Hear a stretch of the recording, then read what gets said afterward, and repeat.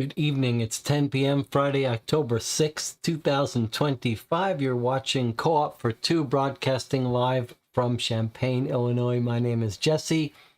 You're joining me today for the second session in our October spooky, scary game marathon here, counting down to 5,000 subscribers and our 5-year anniversary. I'm thrilled you can join me. Let's check in with the chat, see who's here with us today. It's the usual crowd. YouTube says 21 concurrent viewers, 2 likes. Anna has joined us.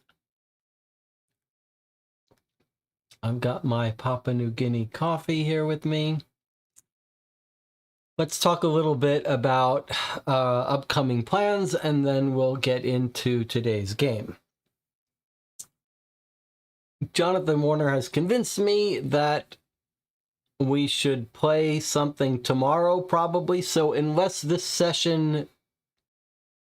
today's game requires 2 sessions, my plan is for us to meet Saturday night, tomorrow, to play something else, maybe something short. I have scheduled a Sunday case of Dear Holmes at our normal time of 1 p.m. Central Standard Time, Sunday afternoon.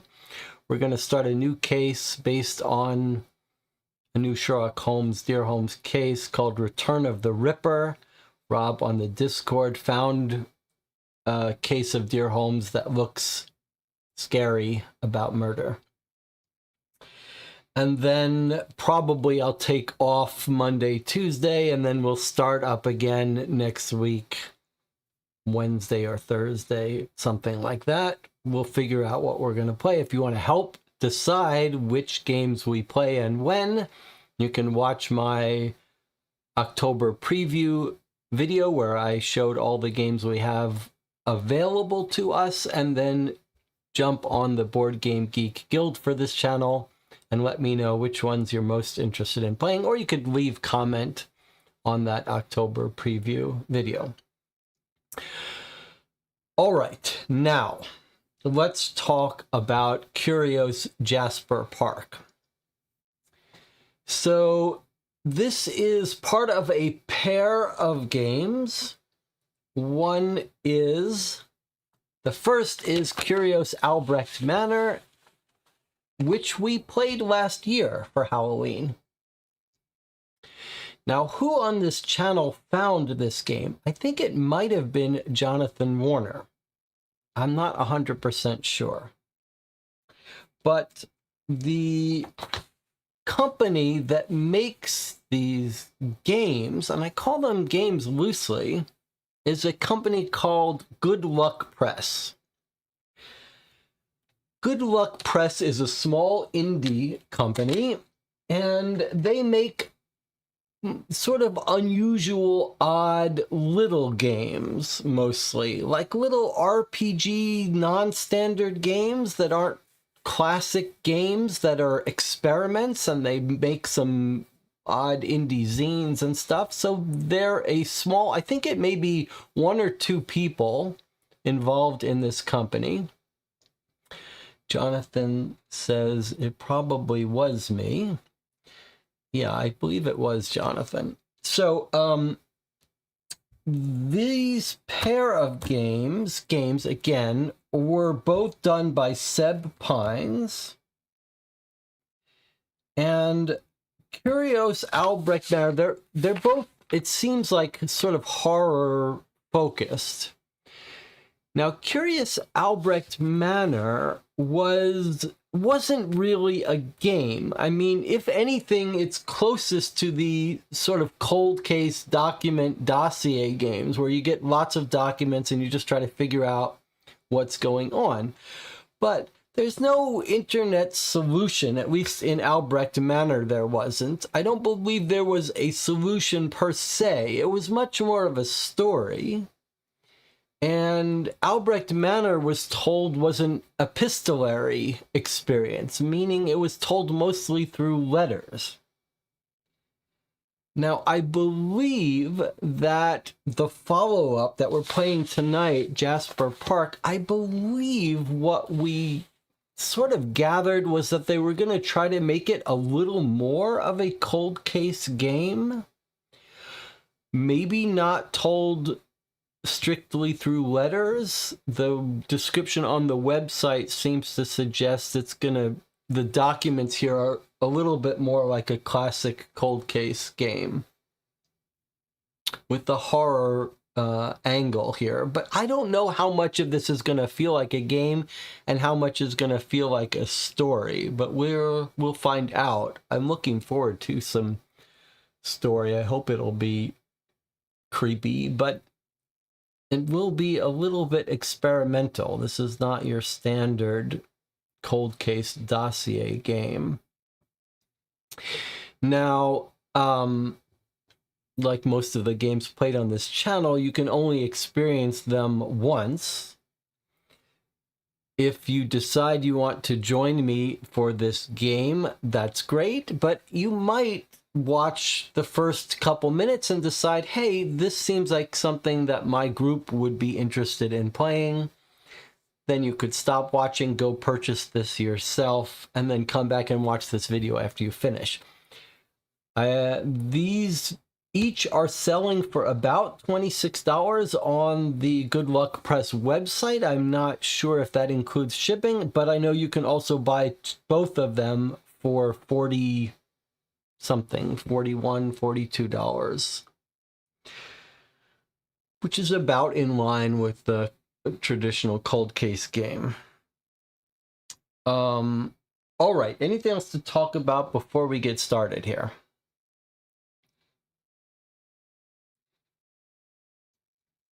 Again, let's all thank the Patreon supporters of this channel that make it possible for me to purchase these games and bring them to the channel.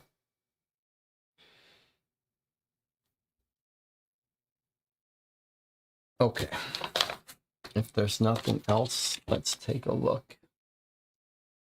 All right, Jasper Park, a packaged mystery. Our second collection of elusive events is Lost in the Trees, the case of the Jasper Park disappearances. All that remains of a tumultuous camping trip are the recovered personal effects and strange reports of the missing campers wandering through the woods. What lurks in the deepest parts of the forest? A group of 7 campers in Jasper Park may have learned the answer. A regular backcountry camping trip goes wrong when some of the campers begin acting abnormally. The events that unfold leading up to their disappearance are clouded in mystery. The secrets lie in the recovered evidence left behind at their abandoned campsite. A diary, voicemails, and photos tell a story of a creeping dread surrounding these campers until they all flee their campsite in the middle of the night. And their disappearance is only the beginning. Reports of disturbances from Jasper Park keep coming in.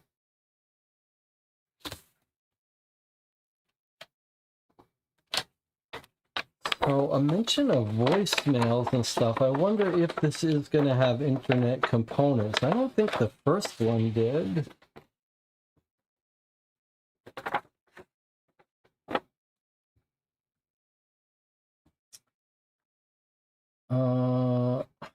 I believe this was, I don't remember how this got given to me, whether it was sort of part of it or not. Okay. So interesting. They're all bound. Documents, photos. Oh, this looks pretty cool. Okay, it looks like we've got a reasonable amount of documents here. Let's take a look at what this is. Dear researcher, within this envelope is a folder that was mailed anonymously to the archive's headquarters. Attempts to locate the sender have been unsuccessful. But in reviewing the contents of the folder, I believe the anonymous contribution is a breach in a highly organized operation of containment. The enclosed case file contains reports, transcripts, and documentation for a missing persons case that occurred in Jasper National Park in October 2003. along with additional reports and memos following the inciting events for the next 2 years. Cursory investigation of the case file suggests that this missing persons case is more than a matter of a dissolution of group dynamics during stressful situations. There is a clear outside force influencing the campers. Whether this force is natural, supernatural, or something else entirely is yet to be discerned. You are to review the case files, establishing the timeline of events present within the camp and in the years after their disappearance from October 9, 2003 to August 8, 2005.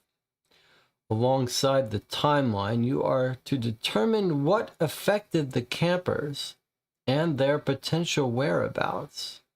If these individuals must be under quarantine, it's best to track their movements. Be sure to record any notable events as they may help with the classification of this phenomena.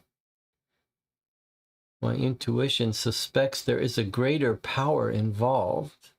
Once finished, report to me your interpretation of the unfolding events, the cause of the disappearance, and what is being quarantined within Jasper Park. Well, okay, it is framed as a game where we're supposed to give our report. This is a bit of this is a creepy setup. We've got missing campers, young people still missing and quarantined. That sounds scary, and hints of supernatural. Okay. Let's see if we want to it seems like we may want to remove this binding. All right, let's just take a little overview look of what we've got here so we have some idea what we're up against.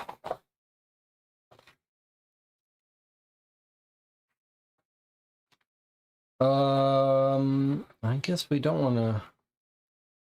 I'm inclined to go through this in order, especially if it's bound. Well, there's a lot to go through, but it looks like some of it is photos and stuff. Okay, I think we go through this in order, huh? All single-sided. All right.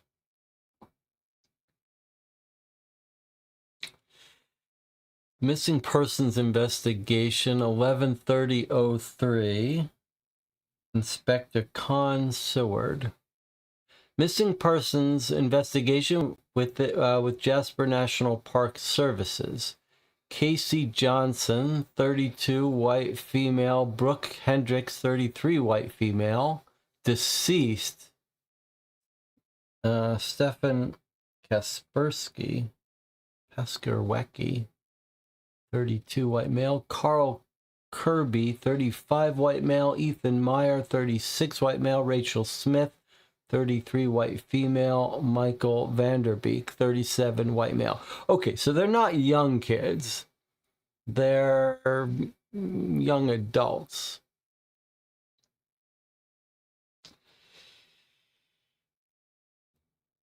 The undersigned investigator was assigned to assist in the investigation of reported missing persons, and then it lists them again. Stefan Kasperowski is dead. According to information obtained previous to this investigator's assignment to the case, Jasper National Park Rangers indicated that Casey Johnson, Brooke Hendricks, Stefan Kasperowski, Carl Kirby, Ethan Meyer, Rachel Smith, and Michael Vanderbeek, seen by their respective families on September 10, 2003, and by Maligna Adventure Tours shuttle staff on 10/10/03. Information obtained by Jasper National Park Rangers in the discovery of the campsite has led them to believe some outside incident or influence of the group caused an emotional disturbance within the members of the group, causing them all to flee into the surrounding forest, abandoning their site and effects. Existing investigative documents provided by Jasper National Park rangers include 2 witness reports, one from a spouse, one from a hiker who is alleged to have spotted some of the campers while hiking through Jasper Park, remnants of an excursion diary kept by one of the campers, transcript of a call made by one of the campers to the warden's office that was left as voicemail, and a recovered cellular device belonging to a member of the group. We've got a little bit of a timeline here. October 24, 2003, Inspector Con Seward joins the investigation and assists in the organization of search and rescue missions in pursuit of finding the missing campers. Is briefed on existing evidence and known facts about the missing individuals by Jasper National Park rangers. October 25, 2003, investigation of abandoned campsite undertaken. Tents were largely intact. Possible evidence of altercation from blood on a rock near the only destroyed tent belonging to Mike Vanderbeek. Blood tests being performed for potential matches to the campers. Items were strewn about the campsite and pulled out of the tents with no damage done to the effects. The personal effects of Stefan Kasparowski, Rachel Smith, Michael Vanderbeek were recovered. Personal effects of Casey Johnson, Brooke Hendricks, Carl Kirby, and Ethan Meyer not recovered, but their abandoned tents were. Investigation of the campsite and abandoned effects is not indicative of where the missing campers may have traveled to when leaving the original location. Search and rescue sweep of Jasper Park is recommended. Okay, 2 days after that, October 27, 2003. Initial sweep of Jasper Park completed with the joint effort of Jasper National Park Rangers and RCMP. Campers were not located during the sweep.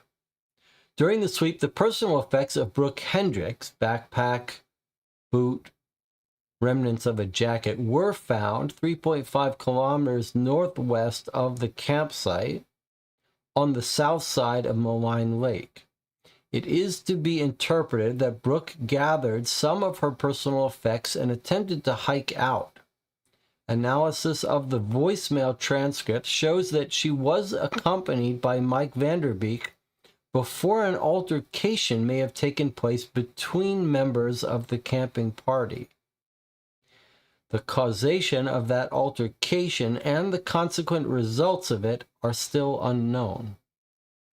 Based on the notes found in an excursion diary kept by Brooks Hendricks, a location south of the campsite was searched for the possible remains of Stefan Kasparowski. His remains were found badly damaged in a manner consistent with an animal attack. Noted that the hands were missing from the body, also likely due to animal interaction with the body. The remains were returned to the family missing persons file, and posters will be updated, and a level of caution and urgency noted in future investigations due to the presence of animal attacks. Recommend continued periodic ground sweeps and aerial surveillance of location. Then the next entry is 2 weeks later, November 13th, 2003. Second sweep and aerial surveillance carried out across Jasper Park, unable to locate any missing individuals.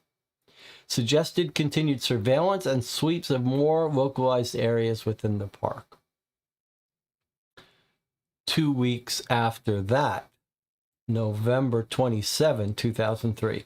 Potential missing persons sighting interview conducted by Park Warden Bouchard. According to the witness's recollection of the sighting, she observed what matches the descriptions of Casey Johnson, Ethan Meyer, and Rachel Smith, moving through the forest, acting strangely. The interaction was brief, as it appears the stranger's presence upset her dog, and she had to vacate the area in pursuit of it. No words were exchanged with the missing campers, but she noted that it appeared they had some form of skin infection. We'll conduct a sweep of the Pobotan Creek Trail and surrounding area to attempt to locate the missing campers. 2 days later, November 29, 2003, sweep of Pobotan Creek Trail unsuccessful in locating missing campers. But indications of footprints in muddied areas of the forest corroborate witnesses' claim that she saw disheveled individuals walking through the woods. Surveillance of the area is ongoing. November 30, 2003. Additional sweeps of Pobotan Creek Trail and campsite show no indication of missing individuals. Surveillance will be continued, but more sporadically. Dropping temperatures and inclement weather call for a transition to winter search procedures and for all ground sweeps to be paused for the safety of rescue staff. Aerial surveillance will be continued when weather permits. Another sweep of the forest is scheduled in 5 months. The case is considered open and ongoing. Included documents, witness interview with Leah Smith, witness interview with Alicia McMurray, call logs, SMS transcripts, voicemail transcripts, recovered diary, recovered photos, and campsite scene photos. Notes. Incredibly concerning missing persons case. The state of Stefan Kasparowski's body is unlike any other animal attack I have ever seen. There is a violence to it that seems incapable of animals to possess. I hope we find these people soon. Okay, well, this is very creepy.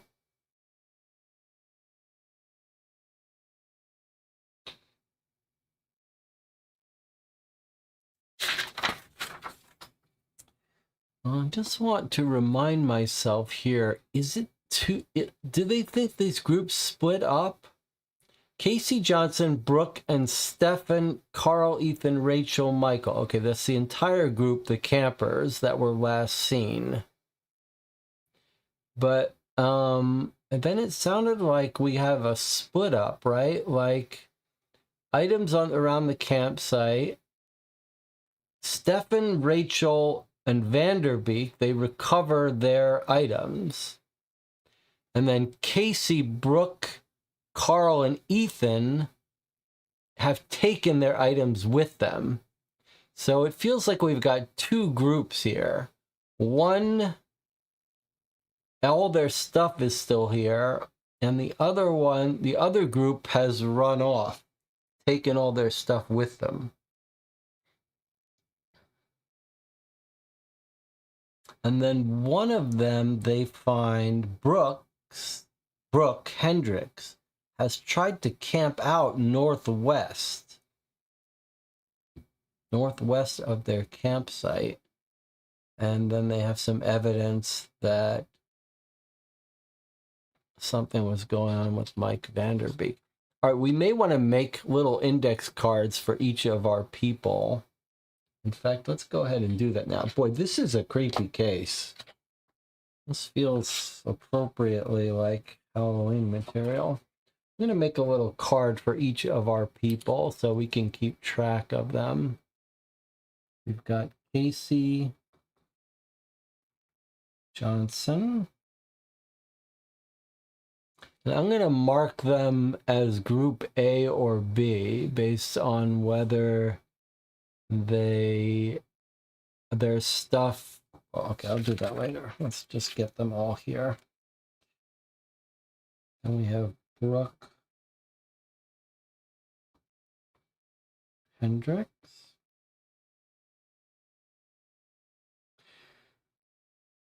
So,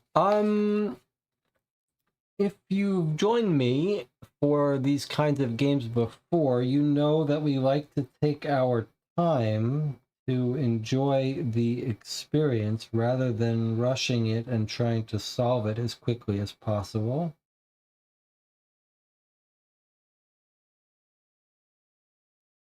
Who in the channel has joined me for the first game last year.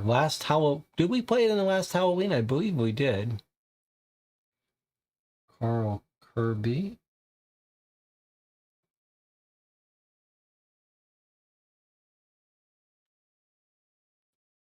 Ethan Meyer.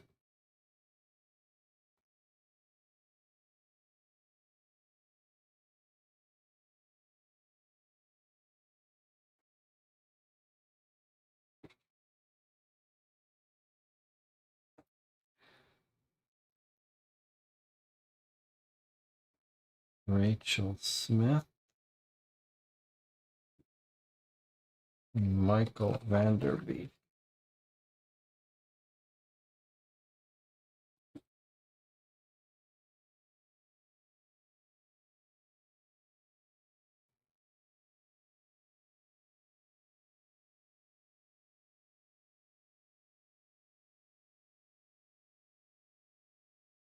Okay.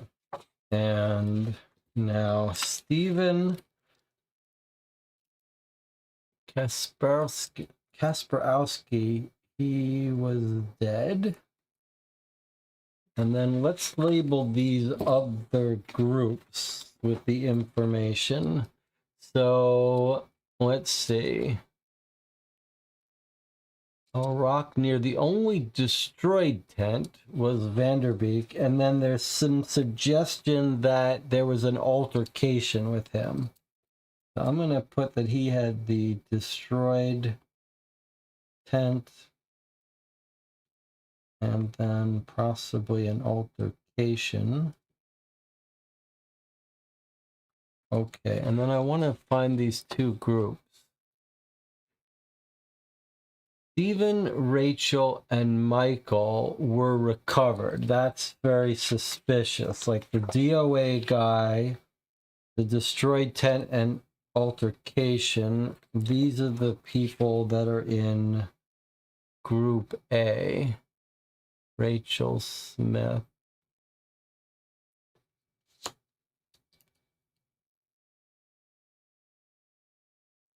Their items were strewn about the campsite, pulled out of the tents with no damage done to the effects. Shows she's in Group A, and Group A. And then the others, Casey, Brooke, Carl, and Ether. Casey, Brooke, Carl, and Ethan. These are people all in Group B with the abandoned tent.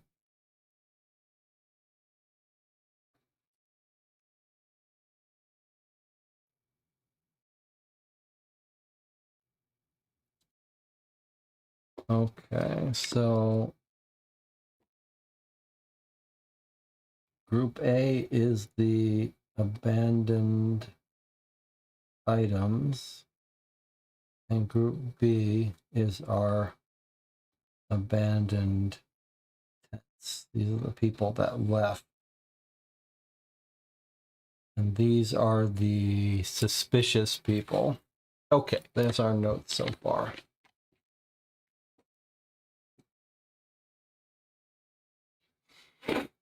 Jonathan says 2 years ago we played the other one. Moody story, maybe not the most satisfying ending. In retrospect, I feel like it was quite a cool story. It's like a haunted. It was like the house was possessed. Now I can feel like I've got still got my cold. I was just thinking earlier. You guys would tell me, right, if I had like something in my teeth, like it's okay. If I have some snot coming out of my nose, like I don't think the embarrassment would come from that, but the embarrassment would come from like doing the whole an hour long with no one mentioning it. So if you notice something hanging off me that I've forgotten or something in my teeth, you just tell me in the chat. Okay. A very creepy story so far. I'm fully invested. Why don't we take an early break here, though, to give you a chance to leave. If this seems like something that you might want to play through separately and not join me for those of you who are going to stick with me, I'll see you in 8 minutes.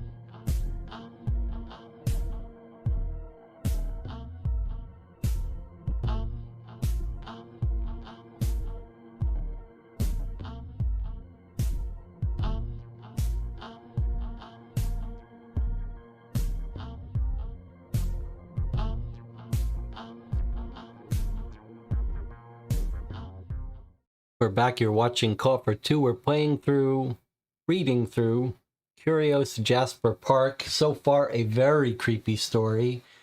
Campers disappearing in the woods. One of them killed. Looks like an animal attack, but a vicious animal attack that cut off their hands. Witness sees these campers with some sort of skin infection. I don't know how much I'm looking forward to hearing more details, but I feel like we must. All right, moving along.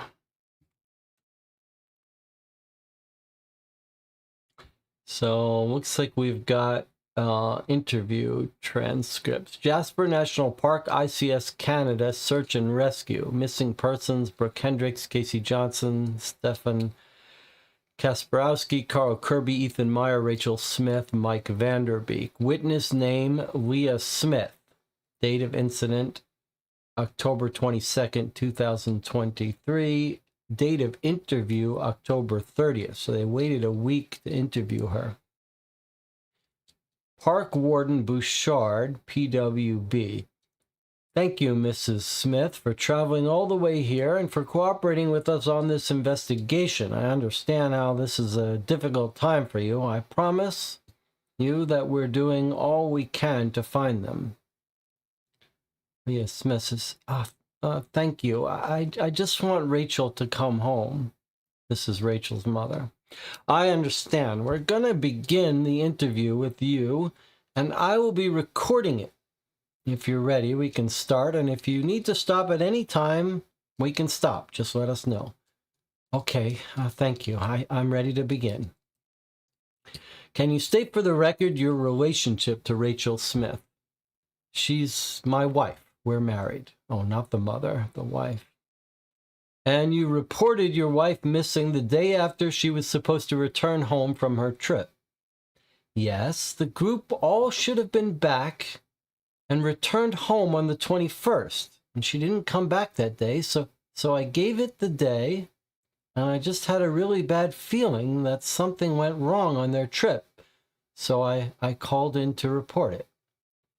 Yes, Ranger Wilkins spoke to you about the report, and so we sent out an initial crew to investigate the campsite in question and did find it abandoned. So we've asked you to come in and get any additional information we may need to best search for the group. Did you know all of the members of the camping group?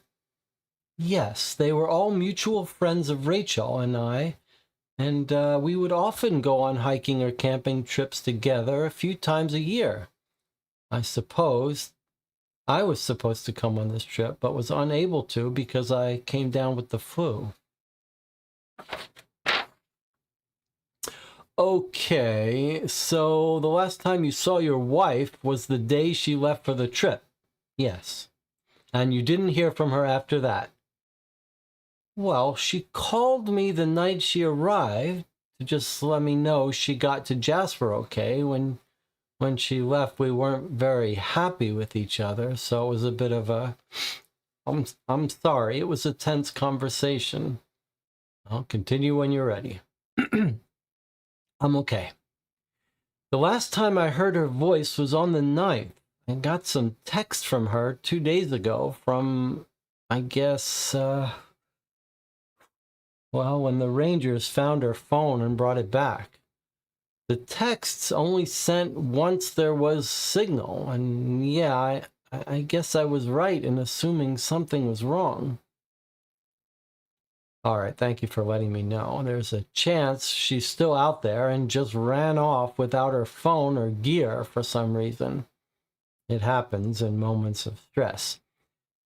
Can I ask some questions now? And Rachel and the rest of the group, about Rachel and the rest of the group? Yes. So what's the experience level of the group with this sort of backcountry? Oh, very experienced. We do at least 2 backcountry trips every year and have been doing it for the last 7 years or so. Sometimes things aren't perfect and none of us are like, emergency trained or forest ranger trained, but we're experienced campers, and throughout the group, we all bring the gear and supplies we need. Has the group ever had any issues that could lead to danger before? No, never. Not even an encounter with a bear. We've always done things right. This is all so surprising. Did you know the plan for the trip? Yes. The plan was to arrive in Jasper, drop all of their cars off at the auto shop, and stay the first night in a hotel. The next morning, take the shuttle to the boat rental place on the other side of the lake. Canoe as a group to the campsite, set up camp at the site on the south side of the lake. Camp for 11 days with plenty of hikes and fishing and canoeing back, and likely stay a night at a hotel again before heading back home. From what we can tell, we can confirm all those details, with the exception of the boat rentals. They were already closed for the season, so it looked like they had to hike in and out. Oh.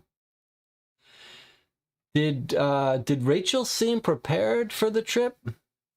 Yes, she had all her regular gear, brought some extra stuff that was mine since I wasn't going, like the animal-proof food storage containers. She forgot her satellite phone, but I figured someone else would have one.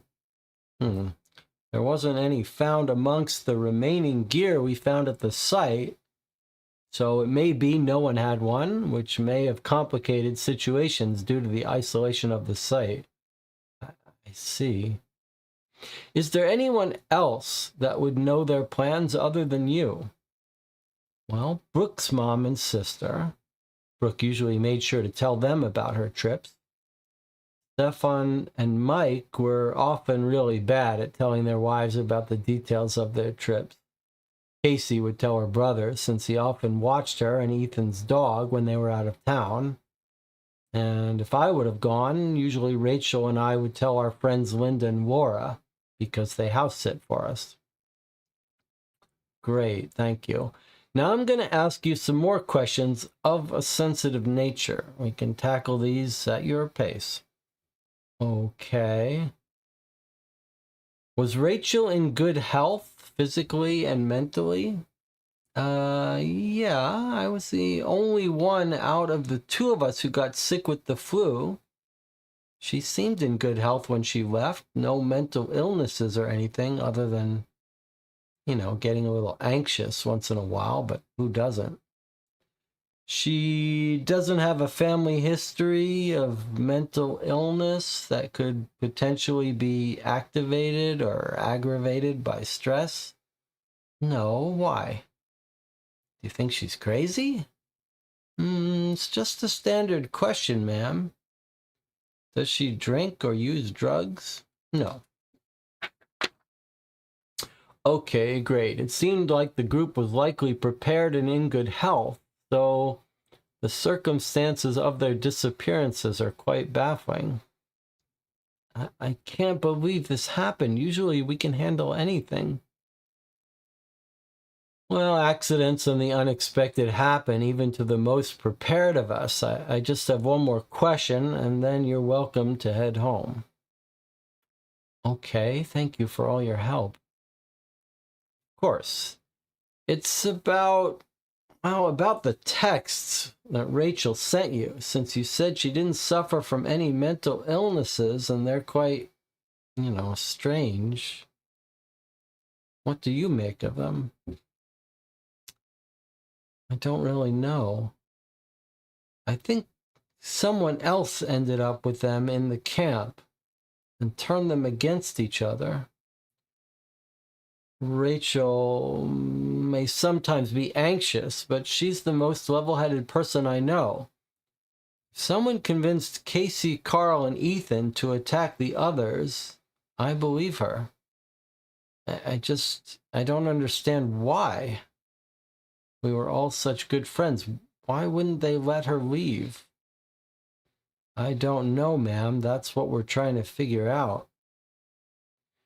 Well, we thank you for your time, Mrs. Smith. If we have any questions, we'll call you. No need to come in. I appreciate it. I need to come get her car anyway. Please find my Rachel. We will do everything we can. So he's referencing some text messages that made her sound crazy about half the group attacking the other half. Casey, Carl, and Ethan to attack them. Casey, Carl, and Ethan, these are all our B group. Okay.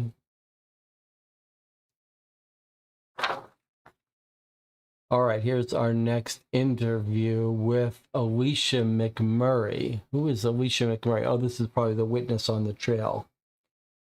Okay, so they're interviewing her November 27th, so a full month after the interview of Rachel's wife.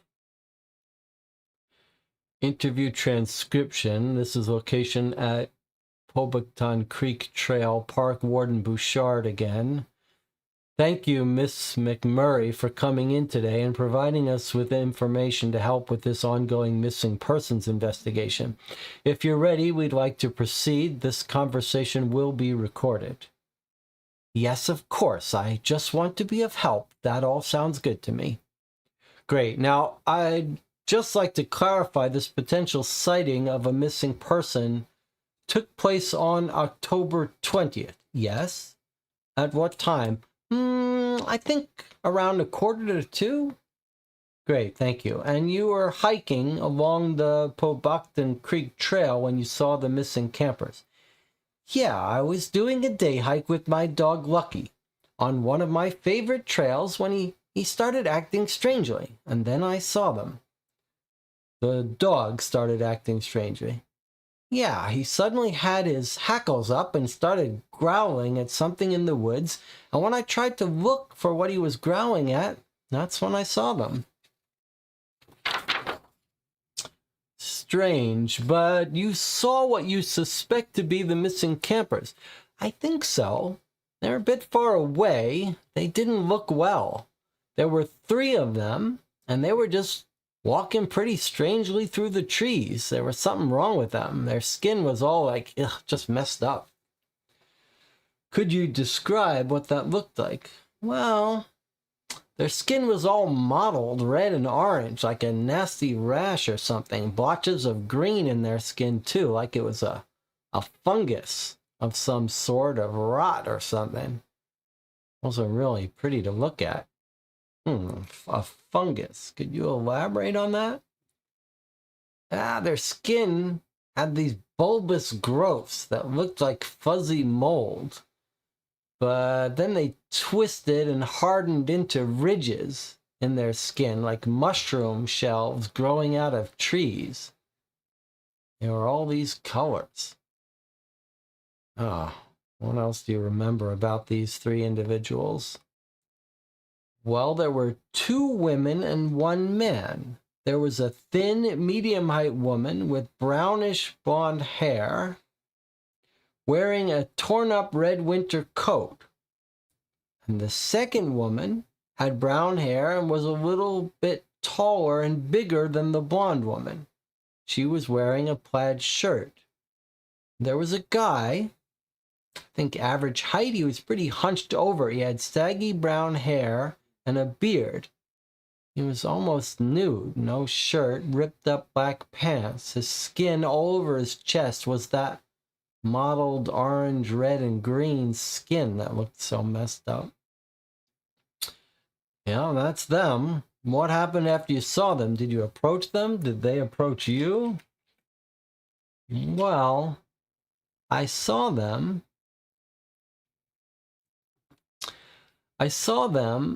And their appearance kind of freaked me out.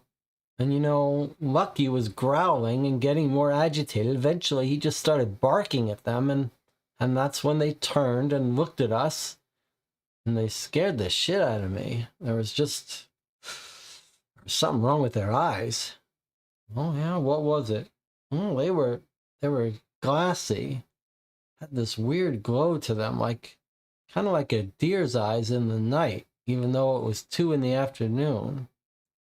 They looked at us, and Lucky got spooked and took off running away down the trail.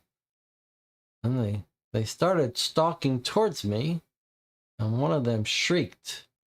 God, this sounds so crazy. Yeah, that does sound scary and crazy. Okay, well, I've marked this paragraph because clearly we're going to want to figure out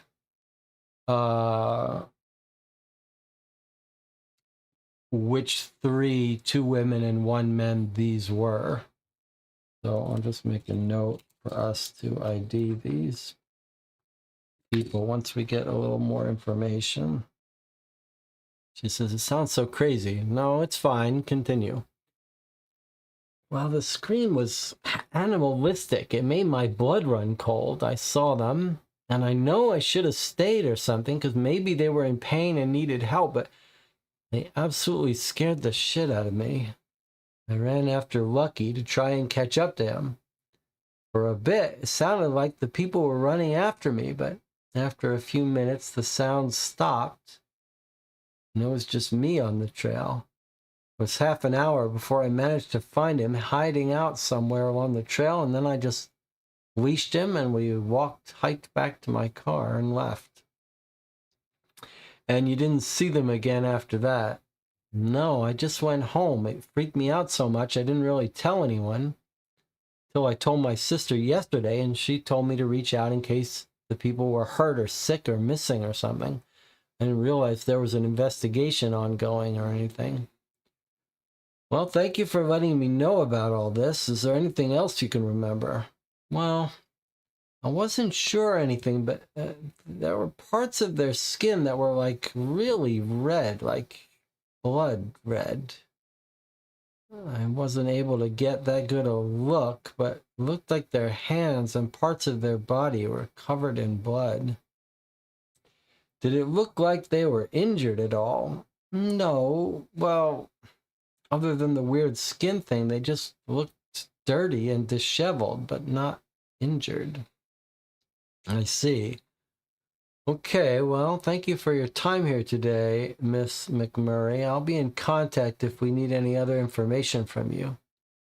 Yeah, of course. I hope you find them and they're like okay. I hope so too. Okay, and now we've got some call logs. What are we looking at here?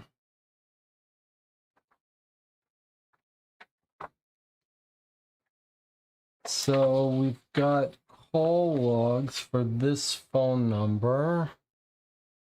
Okay, we've got call logs for Brooke Hendricks. Do we need, I think maybe we need a new card with timeline information.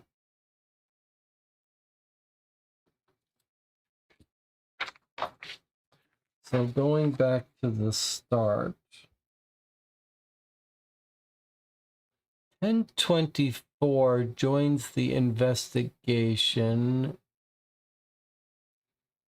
Missing persons on 1022. And then the wife of Rachel gave us a little bit more detail. Should have been back home on the 21st. She didn't come back.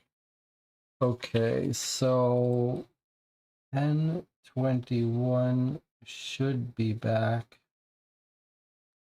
1022, I guess the investigation starts. And when did our witness see them? Date of sighting 1020. So McMurray sighting. She sees 2 women, 1 man, 2 p.m., 10:20. Okay, now let's look at our transcripts.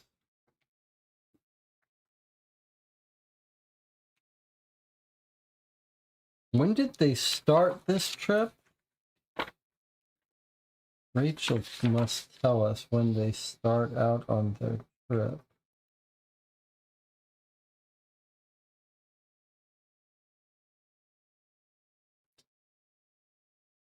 When was she supposed to return? On the 21st. But when did they start out?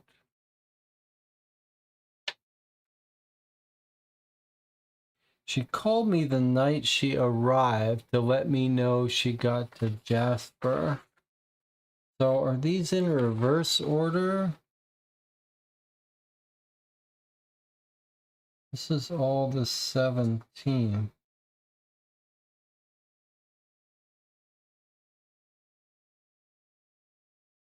876. No, but why is someone calling 911 on the 17th? Why is Brooke? Maybe it's not the 17th. Okay, here's Rachel. Here's how we're gonna find it. Okay, here's Rachel's SMS messages on the 15th at 8:37 p.m. This trip is awful. I wish you were here, but also don't. Let's see. Is it going down? 8:37, 8:39, 10:15, and here we have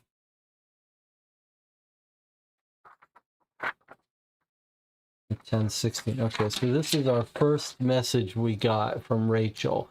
So I guess by October 15th at 8:37 p.m., she's messaging her wife, Leah, that we talked to, saying the trip is awful. I know all this stress would have made things worse. Ethan, Carl, and Casey have been acting weird. Okay, so by 10:15 at 20:39, Rachel says Ethan, Carl, and Casey acting weird. That's just the first sign that things are going wrong. Ethan, Carl, and Casey have been acting weird. Mike is injured.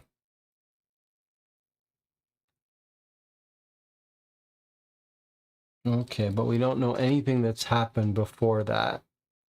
I recorded Casey and Ethan talking yesterday since they've been acting strange. They noticed me listening and ran off to try to scare an animal. They were talking about someone coming to our camp and then bringing us to her. I haven't seen anyone else around.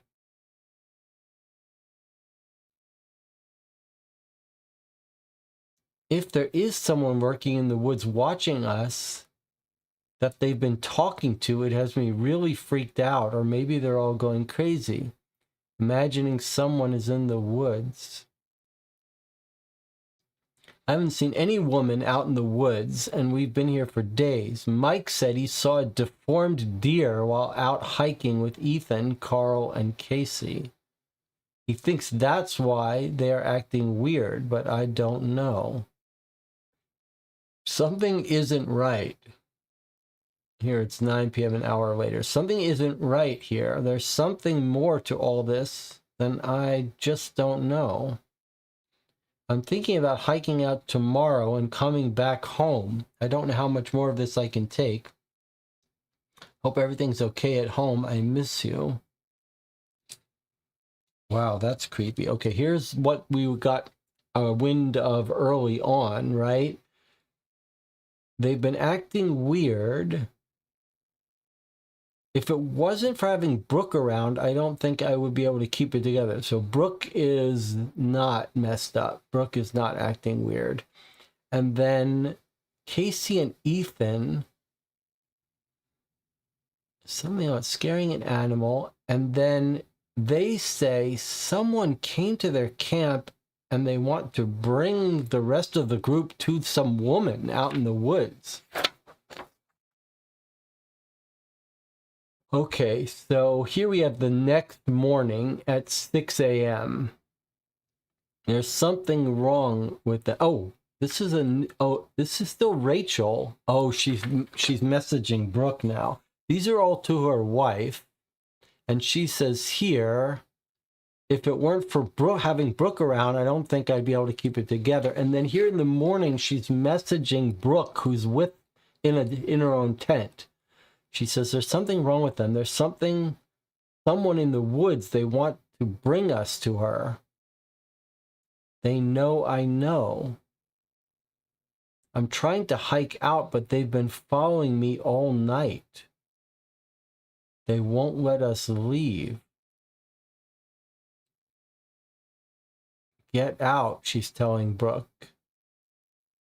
And now she's messaging her wife again at 8 a.m. I'm sorry for everything I said. I hate that the last time I saw your face, you were so disappointed in me.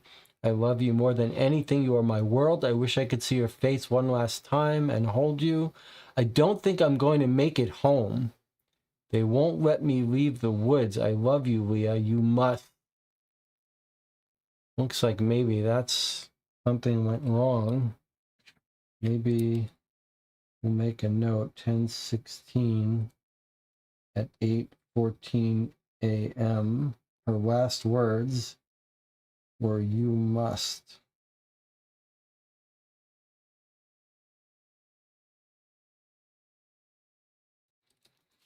Okay, well that is creepy.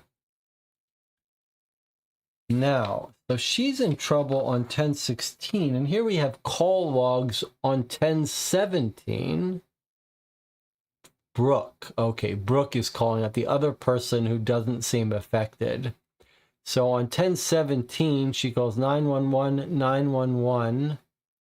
Then she's making a call to this number, which didn't go through. Again, another call to 911 that didn't go through. Call to a separate number 4 times. This one connected for 13 minutes. Are any of these Rachel's number? We don't know because we don't have Rachel's phone number.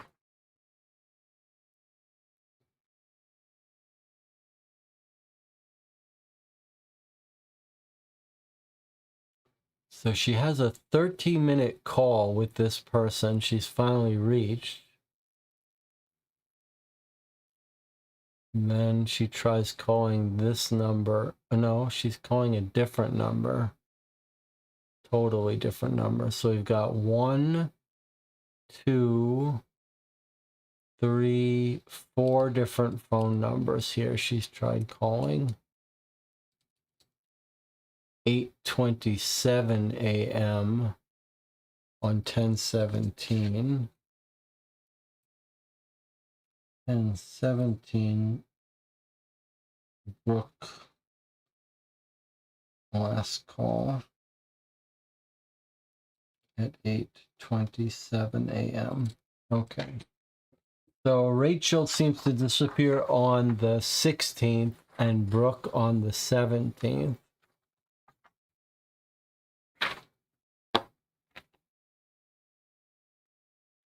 All right. Very creepy. What's next? A voice memo recorded from Rachel Smith's cellular device. So we just have Rachel's text messages. Let's see what. So 10:14. This is before things have gone wrong. Oh, this is the recording she made of them. Recording begins. Get them to the cave. They won't go. Mike knows and is going to tell the others. He's injured. He can't walk. We'd have to drag him to her, and he'd put up a fight. We'll have to bring here another then, someone more willing. We could offer a gift to them like she did to us, and if they accept, we can bring them to her. How many more do you think she'll need? She'll need all of us, anyone we can get. If it can't just be us to spread the message to reach others. We'll be able to find more with time, but they need to come to us first. We need to know they're worthy. I could hear her calling last night, her pain, her loneliness. She won't be sad for long. We can help her, and we'll be with her soon. I want to give her the world. We will. Wow, that's creepy. Sounds of twigs snapping. Who's there? Different female voice. Casey, Ethan, is that you? It's me, Rachel. Guys, what the fuck was that? Sounds of quick footsteps on the twigs. Hey, where are you going? Oh, that's creepy. And now we have a transcript of Brooke on the 17th. This sounds like the call she might have gotten through. 6:21 a.m. It's not one of these. It's before these logs. It's a little weird. No, sorry. 5 a.m., 6:18, 6:21, 6:21. This is her 13-minute phone call when she finally got through to someone. Hello? Hello? Is anyone there? This is Brooke Hendricks. I'm with the group that hiked out to the South Point campsite of Malign Lake. I'm with Mike Vanderbeek, and we're attempting to hike back to the township and need assistance. We've had to abandon our campsite. There have been multiple incidents. Our friend Stefan Kasparowski has been killed by, I don't know. I don't know who or what killed him. Rachel Smith has gone missing, and we're afraid she's dead too. The others, there's something wrong with them. They're sick. I think they've been hurting people. We're moving along the south side of the lake, but it's hard navigating the trails, and Mike is injured. We need someone to come meet us or find us. Just please, someone come help us. They're going to kill us. Please help us.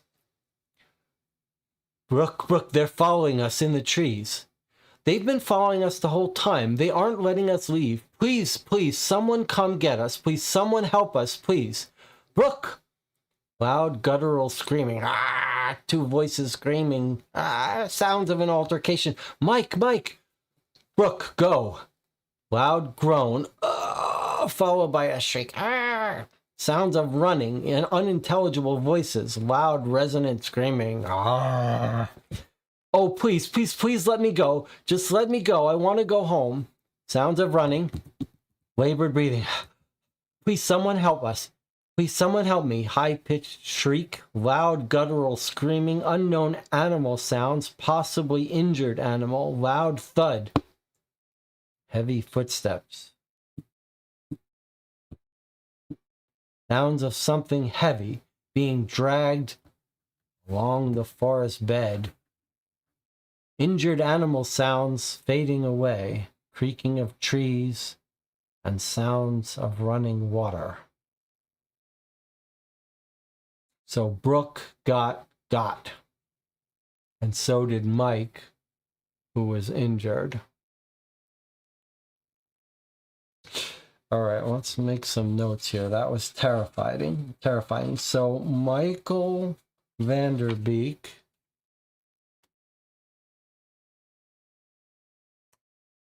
and Brooke. So actually we have one from group A and one from group B. He was the one,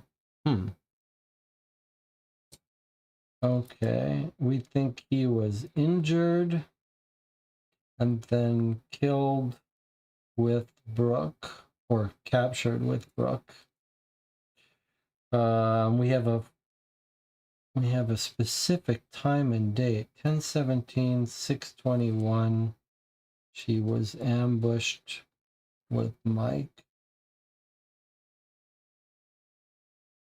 10/17, 6/21.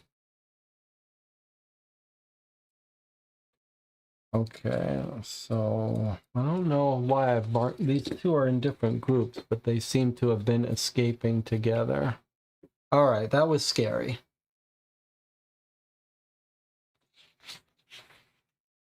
.34, I guess, is the actual time when the conversation ends.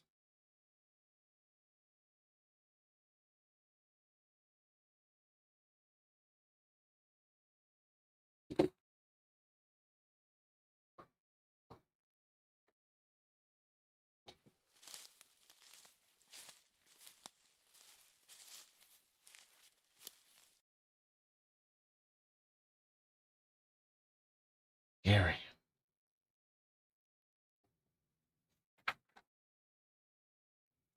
All right, and then we have some photos that were taken of the scene. This looks like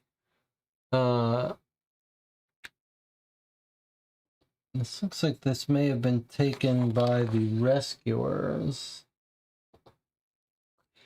John says there are phone calls attempted by that phone after the phone call from Brooke. Oh, that's a good point. That's a good point. Please, someone help me. Maybe she does escape. Call disconnected at 6:34. So Jonathan is pointing out that that was this call. So she's actually making calls an hour later. That's a very good point. An hour later and then another hour later. So I wonder if this is actually Brooke calling. Okay, let's make a note. That's a very good observation, Jonathan. And then her phone calls at 7:25 and then at 8:27. So is that Brooke calling someone for help, or is that the people who've captured her making phone calls? Very good observation, Jonathan. Get them to the cave. Yikes.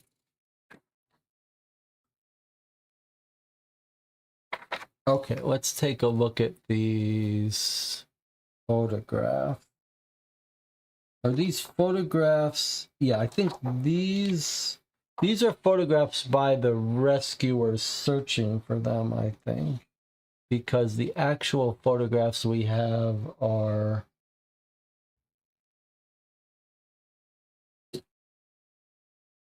do you see anything interesting here? I see something. There's some man-made stuff here. What is that?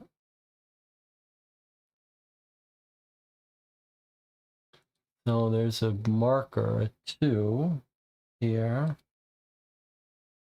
You see the 1 marker anywhere? Yeah, there's the 1. Okay, so here's the 1 marker, maybe something written on this rock, and here's the 2 marker. The tent pole, perhaps. And then on this photograph, what do we have here?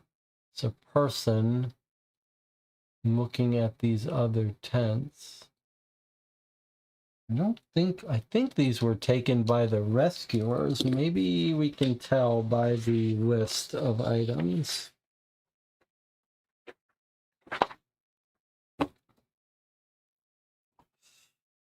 So let's see. Let's look at our items here. Call logs, SMS, voicemail, recovered photos, campsite scene photos. I think that's what we were looking at. I think we were looking at the campsite scene photos by the rescuers. Because I think these are the photos that they recovered by the group. Let's take a look here. So we've got a photo of the lake.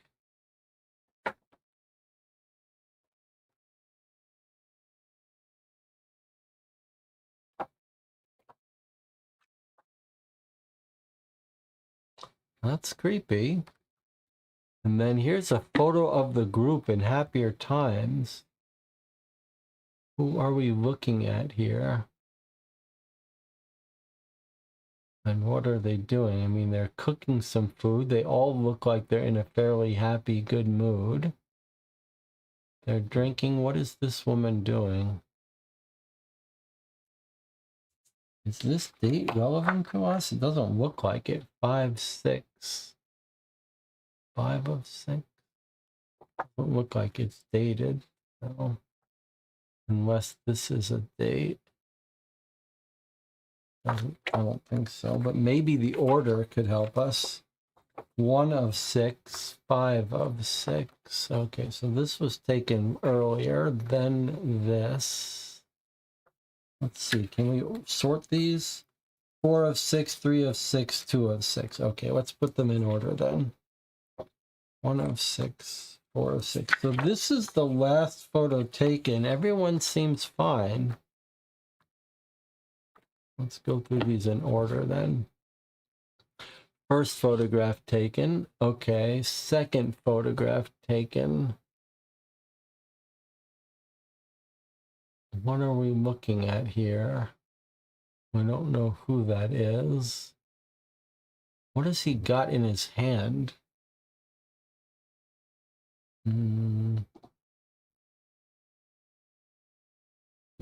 What is this? What has he got in his hand? It looks like a ladder or something.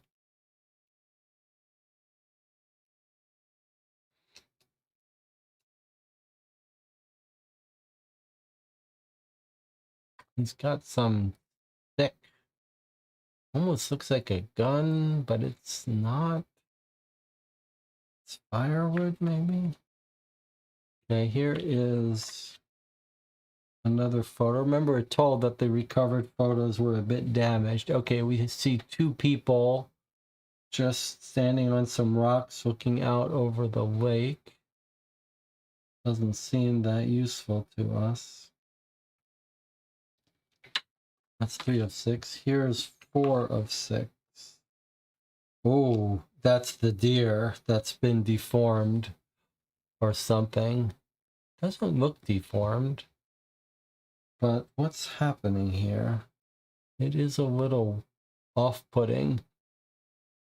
So I guess the deer doesn't look deformed, thank God. But it is a deer in the woods that they've taken a photo of. I don't like it, though. It's making me nervous.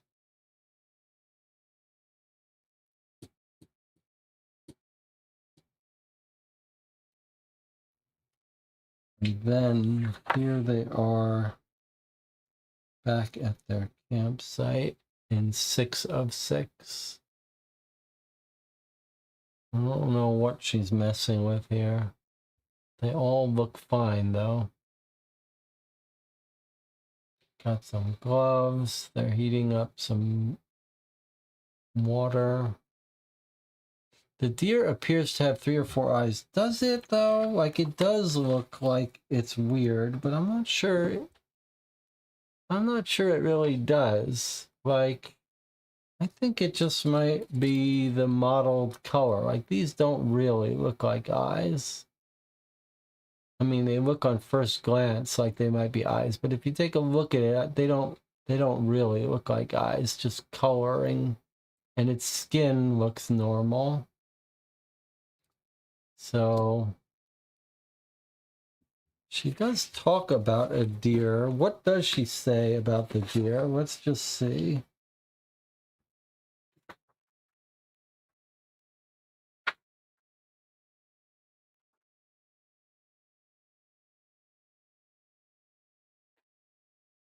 Let's remind ourselves what she said about the deer. Mike said he saw a deformed deer while out hiking with Ethan. A deformed deer. I don't know. That deer didn't really look deformed. Then Warner says it looks like there's a second deer head behind the first. In the group photo, they're using the strange white branches from the trees surrounding the deer as firewood. Well, you guys are seeing stuff that I'm not sure I'm seeing, but let's take another look. So you're saying that there are these weird tree white branches. Jonathan says he thinks he sees another deer head behind this deer head. I don't know. I mean, yeah, it does look like weird in terms of antlers. I'm not sure I would say another deer head, but he does have weird looking antlers coming out all over him. Is there something else down below? No. But there are these weird white trees. And then the comment was they seem to be cooking with these weird white trees.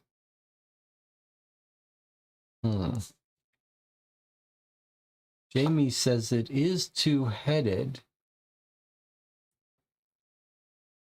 Okay, everyone says that you see the deformed head, huh? I don't really see it. I mean, something about it is creepy, but I only see one head. And a lot of weird antlers. But the chat seems to see 2 heads. Is this the second head you're seeing? I don't really. Oh yeah, I do see what you mean. There is another deer head here. This actually looks like 2 deers though. So okay, I see the second head you're talking about right here. That's its nose, that's its eyes, that's its ears. But are we really looking at a deformed deer, or are we looking at two deers, one standing in front of the other? But okay, I see it.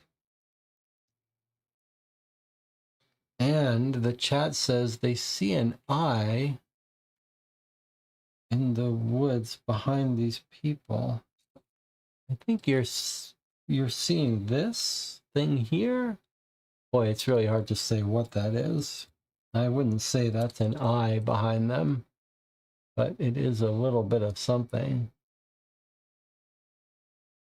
And what's in her hand? We don't know. He's looking at something, almost like a camera. Let's look at these people more closely. So they've already seen the weird deer in the woods. But they're drinking a little bit. He's got his hand around his leg. They are cooking this on this weird wood. Gloves. Okay, well, we can come back to this. It is creepy. Can we see how many legs? I mean, I only see the two legs, so it's a good point that if there is another deer, why don't we see its legs? So maybe like a two-headed deer we're looking at here. All right, it's giving me a little bit of creeps here. All right, it looks like next up is a diary, a full diary with blood and stuff. So I think maybe the thing to do is for us to take a break, and when we come back, we'll go through the diary. I am creeped out.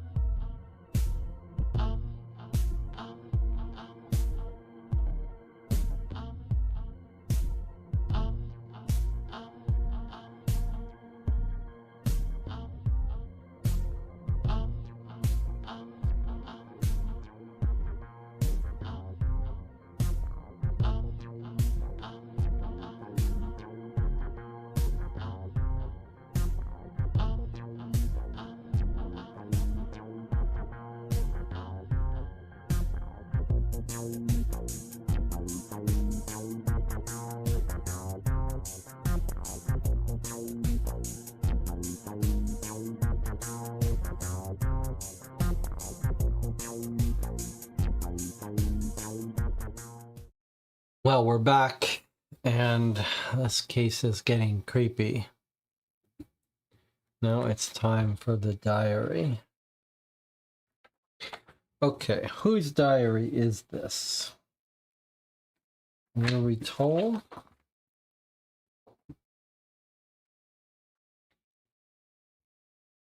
Recovered diary. I'm not sure we know whose diary this is.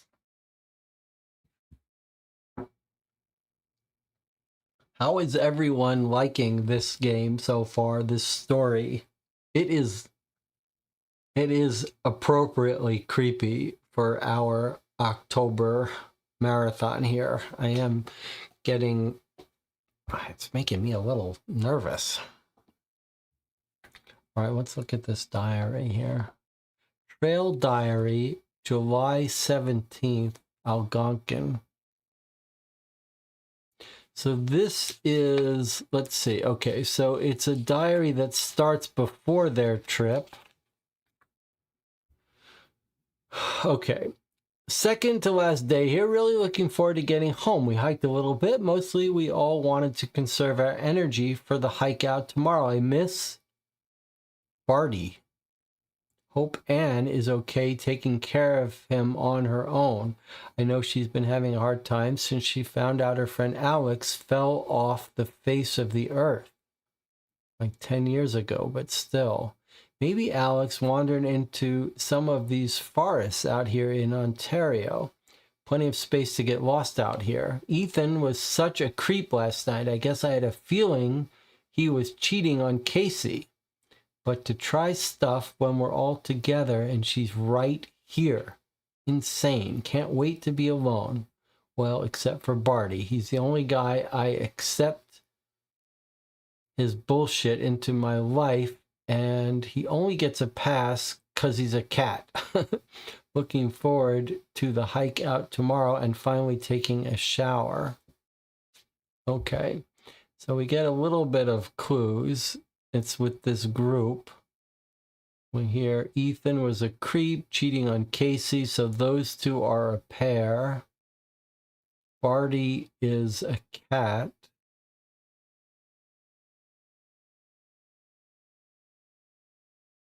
So Ethan and Casey are on our trip. Anne is taking care of her cat at home. Alex fell off. Her friend Alex fell off the face of the earth. That's not relevant to our story here. The diary has got plenty of blood on it. The woods are lovely, dark, and deep. Yikes. Okay. Distance traveled on July 17th out at Algonquin, 13.2 kilometers.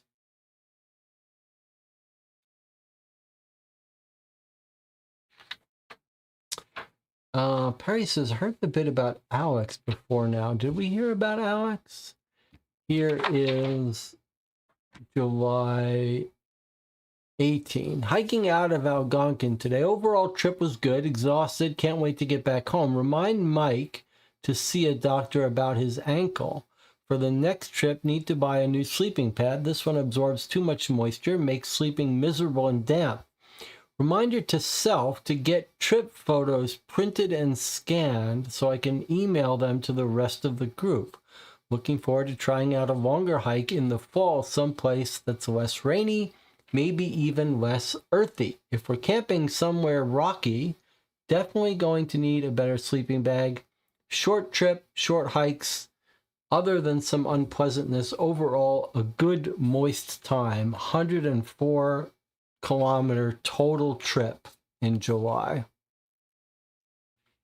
Okay, here's our trip in Jasper Park, October 3rd. New trip. Destination, hiking out to camp on the south shores of Malign Lake, exploring some of the nearby peaks in Jasper. Duration, October 9 through October 21st. So October 9 was the start of their trip. 10/9 is our trip start. Okay. Crew, Casey, Carl, Ethan, Rachel, Stefan, Mike, and Brooke. Me. Okay, so this is Brooke's diary. Leah can't come on account of the flu and will be missed dearly by everyone except Rachel. I think they're having a bit of a relationship rough patch, so this trip might be good for them to be apart for. Packing. Sleeping pad, tent, 2 tarps, clothes for 6 days, biodegradable soap for laundry and bathing, water bottle and filter, MREs for 10 days, staple grains, trail mix, protein bars, utility knife, rope, waterproof bag, boot spikes, bear mace, compass, GPS. Casey, Ethan, and Carl all have their fishing licenses and will be bringing rods and hopefully actually putting them to use this time. Also bringing my Western Canada foraging book that Leah bought me for my birthday. Hopefully it'll come in handy. I'm sure I'm forgetting something, but looking forward to getting out next week. Okay, so October 3rd, they're planning for the trip on October 9th. Here is October 9th. Arrived in Jasper early this evening, dropped off our cars at the local auto shop since the owner is a friend of Mike's, has offered to let us store our vehicles there for free during our trip. We're all spending the night at the Tonkin Inn before heading out for a full-day hike tomorrow. The original plan was to arrive this morning, do the first half of the Skyline Trail to the lodge, stay there a night, then do a full-day hike boat tomorrow to the camping spot, on the south side of the lake, but the lodge is already closed for the season. Hoping the shuttles and boat rentals won't be closed tomorrow. Should have known better than to try camping as the season was ending, but Stefan wanted to go camping for his birthday, didn't seem too keen to pretend his birthday was in September instead of October. We've all been stocking up on any extra supplies. Stefan is over the moon on getting the last of the local seasonal jams from the markets. It's a berry medley with Saskatoon berries, so honestly, I can't blame him for getting a little bit excited. I just hope he'll be willing to share. I doubt it. Calling it an early night since we'll need to be up early to set out. So they're doing everything according to the plan that Rachel's wife told us. But they were supposed to do this trail and a boat, but the lodge is closed. Okay, October 10th, next morning. End of day 1. Today had some ups and downs. Got up early, was able to grab a shuttle from the inn to the north side of Moline Lake. The good news is the shuttle driver did warn us that reoccurring shuttles would be ending next week, but they would be willing to come pick us up when we're done if we call them when we arrive back at the drop-off point. Might cost us more for off-season trips, but it's still probably cheaper than 2 taxis back to the garage. The bad news is the boat rentals were a no-go since they're closing for the season after this weekend. So what could have been 4 to 5 hours by canoe turned into a 7.5-hour hike along the south shores of the lake with no great trails available. It almost would have been a miserable hike if the mountains weren't so damn pretty. Ethan tried to get us to play I Spy to pass the time once we got bored of catching up, but there are only so many different trees and birds and rocks you can look at in the dense woods next to a lake. Long day, but otherwise everyone is in good spirits. My only regret was maybe eating 4 waffles for breakfast because the cramps while hiking were unbearable, but they were so good. Campsite is nice, and the view of the lake in between the mountains is gorgeous. We've all set up our tents, and Casey and Mike are making dinner now. Rachel is off setting up the food storage in the trees. Stefan and Carl are playing cards while I'm just sprawling out by the fire, so tired. So 23 kilometers. Their plans, they go to the north of the lake. Their plans were to canoe over to the south side where their camp is.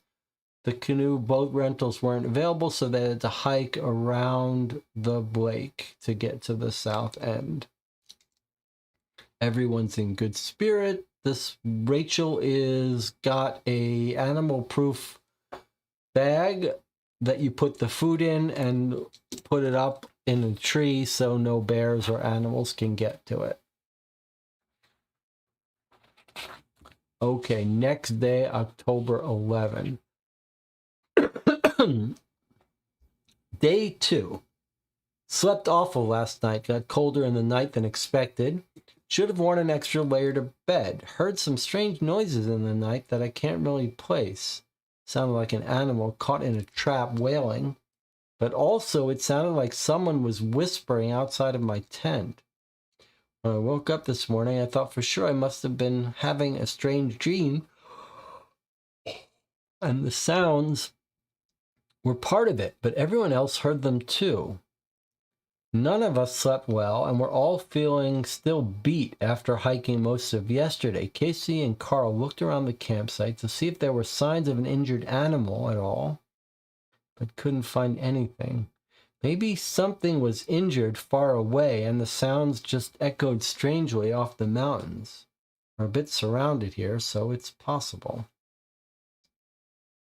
Took it easy today, setting up the rest of the camp with our chairs, making a more permanent fire pit, set up the compostable toilet tucked into the woods near the campsite, and Rachel's food storage set up in the trees was untouched.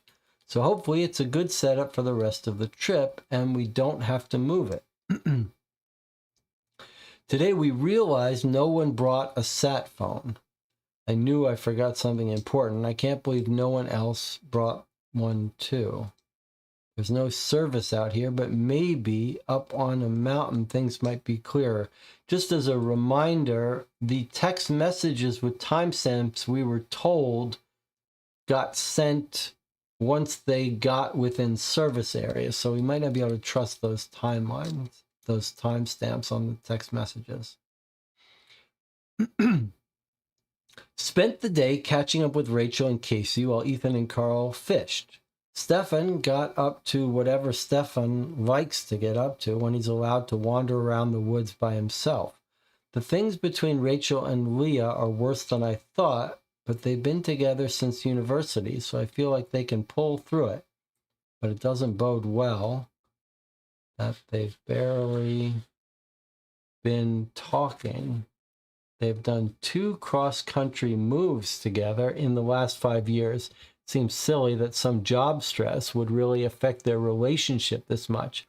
Casey and Ethan are a bit more doomed than I think Casey wants to admit. She suspects he's been cheating on her under the guise of going on solo camping trips. I didn't have the heart to tell her about what he said to me and what he tried to do on our last trip together in July. I know nothing will happen on this trip, but I can't help but feel bad for her. He's not that good of a guy anyways. He's just kind of a guy. Whatever. All right, Brooke doesn't like men. I'm hoping no relationships blow up while we're here, but since I think we're all coming here for an escape, we've all got our minds in the mountains. Speaking of mountains, I think we're going to try our first hike up into them tomorrow. Looking forward to that. Then she's made a little note here at the bottom. Probably only a total of 3 kilometers today. Mostly been puttering around the campsite, and the longest trips have been to the toilet. And she's got a frowny face.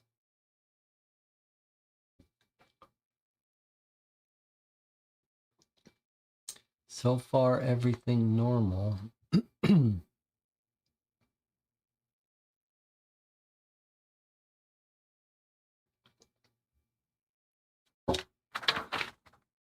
October 12, day 3.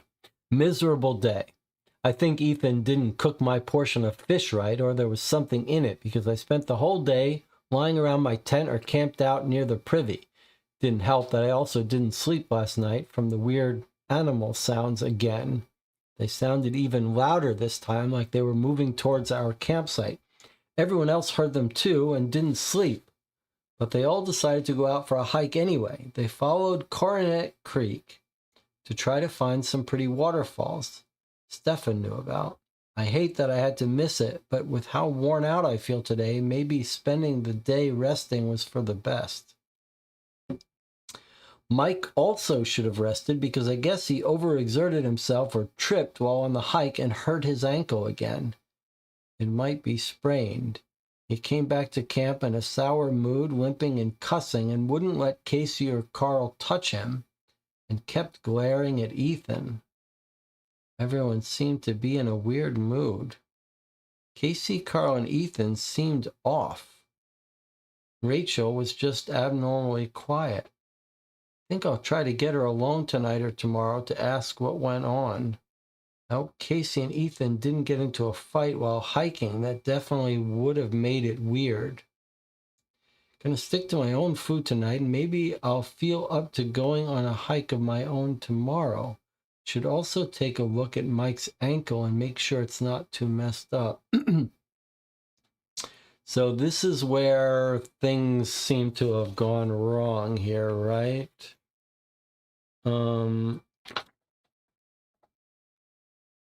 When we looked at the text messages from Rachel, she says, Ethan, Carl, and Casey have been acting weird. Casey and Ethan were talking. So here is Casey, Ethan, and Carl. These are the 3 that something weird happened.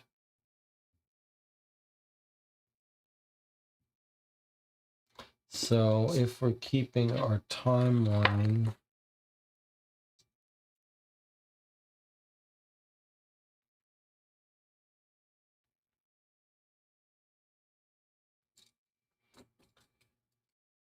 we think that it was 10-12 Trip, Ethan, Casey, and Carl start acting weird.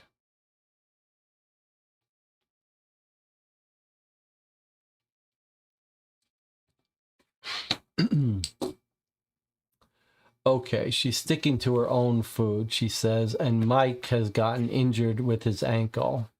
He didn't do any traveling. Day 4, weird day.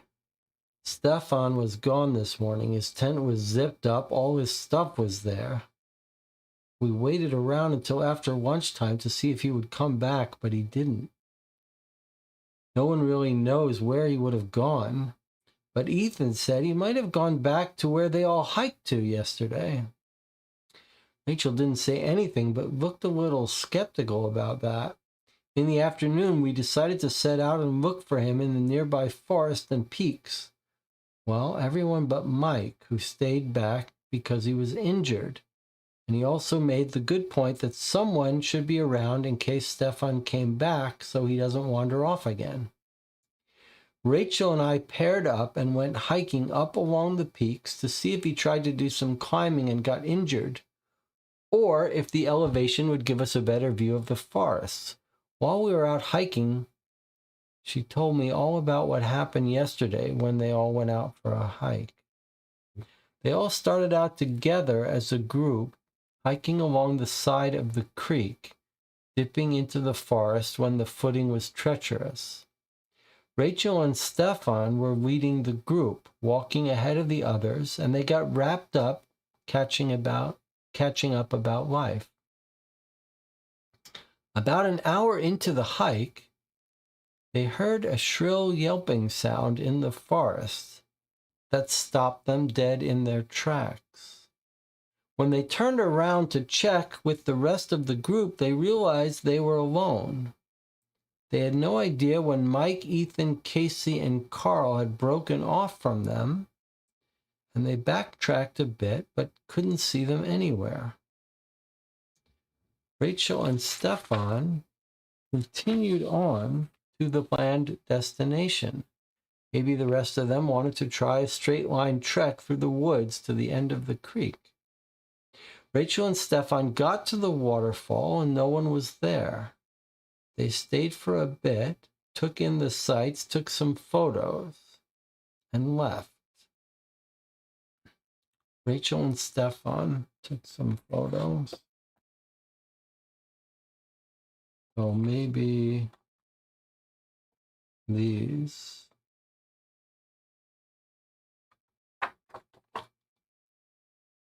I guess if there's 2 of them, they didn't take that one. Photo 2 of 2. So maybe they took these photos.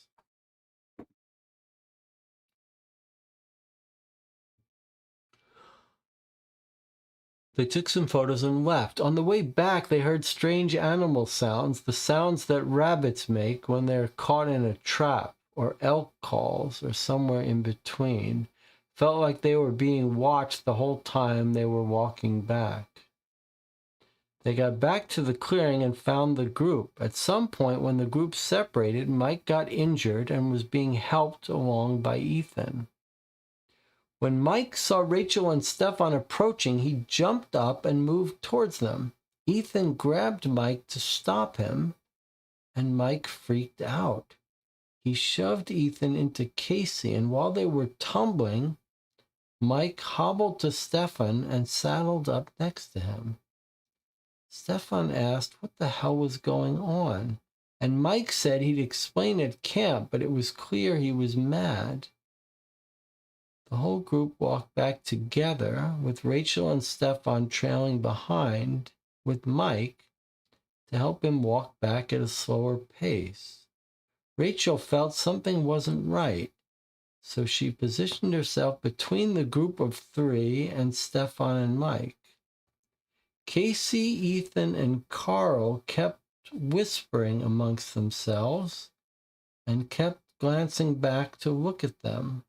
Ethan's eyes looked weird, like they all ate some bad berries or mushrooms and were tripping or something. Mike was talking quietly to Stefan about something, but Rachel couldn't hear. When she slowed down to wait with them, he stopped talking. They made the rest of the trip back in silence. When they all got back, I do remember everyone being in a bad mood. I really want to know what happened between Mike and Ethan. Did Mike tell Stefan what happened? If he did and he's gone, why would he just leave us all like that without saying anything? For the rest of the day, Stefan and Mike mostly kept to themselves, with Stefan helping Mike hobble where he needed to get around the camp, when he needed to get around the camp. I didn't see much of Ethan, Casey, and Carl because they all went fishing in the lake after the hike. And Rachel just spent the rest of the time until dinner in her tent, so I wasn't able to ask her until now what happened. From everything that Rachel said, and considering him helping Mike out, I don't think Stefan was keen to wander around by himself or go off looking for anything. Can't really figure out where he would have gone. He'd never go home without all his stuff or telling us. Something really feels off about this. We couldn't find him today. We ran out of daylight and headed back to camp. Mike said Stefan didn't come back, but also didn't say much of anything. There was a fight about whether we should hike out for help or wait for Stefan to come back. Casey and Carl made some good points about not leaving at night. We would get hurt and lost or worse. I think we'll see how everyone is feeling in the morning and decide from there. I don't think it's going to be easy to sleep tonight. Probably around 13 kilometers. Forgot my GPS at the camp, so don't know the exact numbers.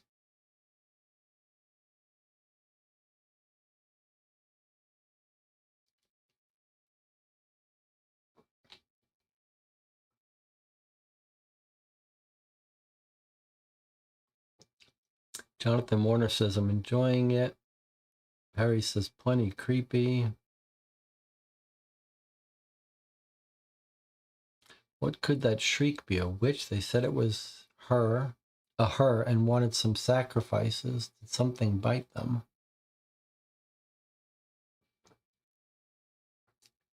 All right, we're at the halfway point in the diary. I have a feeling it's going to get scary soon. It's a very slow burn of creepiness. October 14th, the fucking wailing animals were back all night. The sound was different this time, just this low crooning. Whatever it was, it sounded sad, like it was trying to find its young or its pack, just lonely and lost. I barely slept. Everything feels like it's falling apart all at once. Stefan still isn't back. Casey and Ethan woke up this morning weirdly peppy and full of energy. Didn't seem at all concerned about Stefan. I guess Casey, Ethan, and Carl have been doing some planning on their own because they let us all know this morning that they were going to be heading out again today to look for him. Carl was going to hike toward the closest fire tower in the area in case somehow Stefan ended up there. And if not there, might be someone out there to help us get in contact with the park rangers to help us find him. Okay, Carl seems reasonable if he's telling the truth. Well, I feel strange staying around here and not immediately picking up our shit and leaving and just getting out and getting some people who are more qualified to find Stefan. But Carl keeps driving home the point that we know what he looks like and was wearing last and can spot him better than a stranger. And we should also stick around longer in case he comes back. I guess I agree. I don't like staying out here anymore. I hate this forest. Even just going to the toilet at the edge of the trees, I feel like something is watching me. The three of them left in mid-morning and left Rachel, Mike, and I to stick around camp and do nothing. Mike had been avoiding Casey and Ethan all morning, ignoring their pestering calls for him to get up. He stayed in his tent until they were gone. When they left, we all sat in an uncomfortable silence for a while, not sure what to talk about or what to say. It was Mike who spoke first. Mike told us he had planned to stay up all night to keep an eye out for Stefan, but eventually fell asleep by the fire just before midnight. He slept for about an hour before he was woken up by the sound of the animals in the forest wailing. The fire was low. He heard a deep sniffing sound. Worried it was a bear checking out the camp, he kept completely still. Frozen, listening to the sounds, terrified and concentrating. It sounded like animals brushing up against the tents in the dark. Their footsteps in the dirt and gravel were too light to be bears and too heavy to be deer. Definitely something walking on four legs. He stayed motionless and feigned sleep when he saw them. Ethan, Casey, and Carl stalking around the campsite. They were walking hunched over amongst the tents, sniffing the tents and anyone's gear that was left out. Their bodies looked strange in the firelight, bent in ways they shouldn't be. Their arms stretched out and bent, backs hunched, and they were walking on fingertips and toes, heads swaying about, searching for something, sniffing and searching. At some point, a twig snapped in the forest, and they all jerked their heads to look. Their eyes shone in the firelight like they were reflecting the lights out. They took off running into the woods toward the source of the sound. Mike was so unnerved he didn't even realize he had stopped breathing until they were gone. He crawled back into his tent, too scared to go back to sleep. Then the wailing started again. He listened to the pain howling all night from the forest, knowing that they were out there with whatever was making that sound. The shrieking ended just after dawn, and they returned to the campsite in their tents. Wow, that's creepy. After Mike told us this story, he got quiet. I could tell he was working up to say something else. He said that they've been acting weird since they all went on a hike together. When he was walking with Ethan, Casey, and Carl, they all stopped so they could find someplace discreet to pee. Ethan had hiked out further than the rest of them, and so they all waited for a bit for him to come back. He came back all wide-eyed and excited, telling everyone to follow him, that he found something amazing. They followed him through the woods to a sheer cliff face from Mount Brazil. There was a small opening in the rock face, an animal hovel in a little cave. And there's a little star here marked in red on the notebook. And here's Brooke continuing. The outside of the cave looked adorned. Fungal moss grew out of the cave in beautiful waves and undulating tubal structures. The fungus looked soft to the touch, with shifting hues of red, orange, and green. Embedded with birds in different states of decay, fanned wings and their bones jutting out like decorative rays of light. Flowers blooming out of their little bodies. The ground at the mouth of the cave was stained a deep rusty orange with small bones scattered all around. Mike was uneasy, wanted to leave, but the rest of them seemed transfixed with this strange animal hovel that was open before them. They ran their hands through the fungus, softly touching every curve of the structure. Mike begged them to leave, but it was as if they couldn't hear him. A low echo rang from the cave. The sound of hooves on rock resonated through the cave and got louder and closer. Casey, Ethan, and Carl stood at the mouth of the cave waiting for something to come out. Mike scrambled back as the head of a deer peered from the cave entrance, ears flicking. The fur on its face was mottled with orange splotches.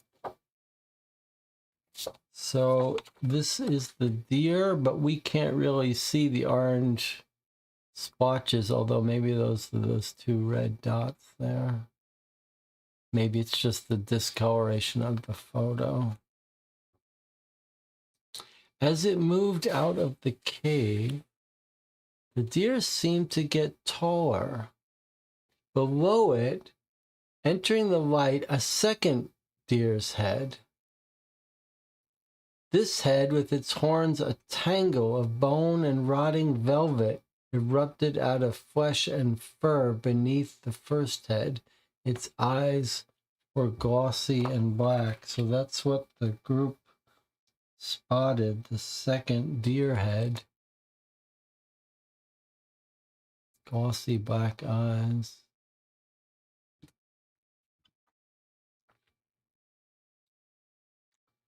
Fear gripped him as he struggled to process what he was seeing. He took off running away through the woods. He ran toward the direction of the river as fast as he could.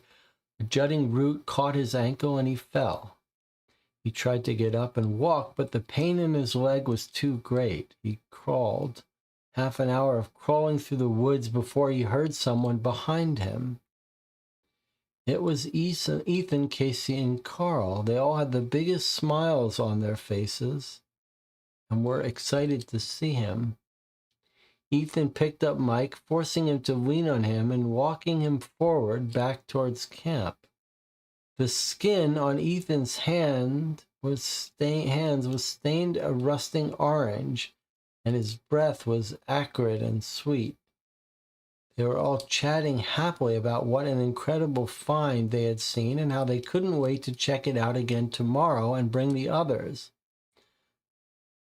None of them said anything about the deer or about Mike running away, just talking and walking back to camp as if it were a normal hike.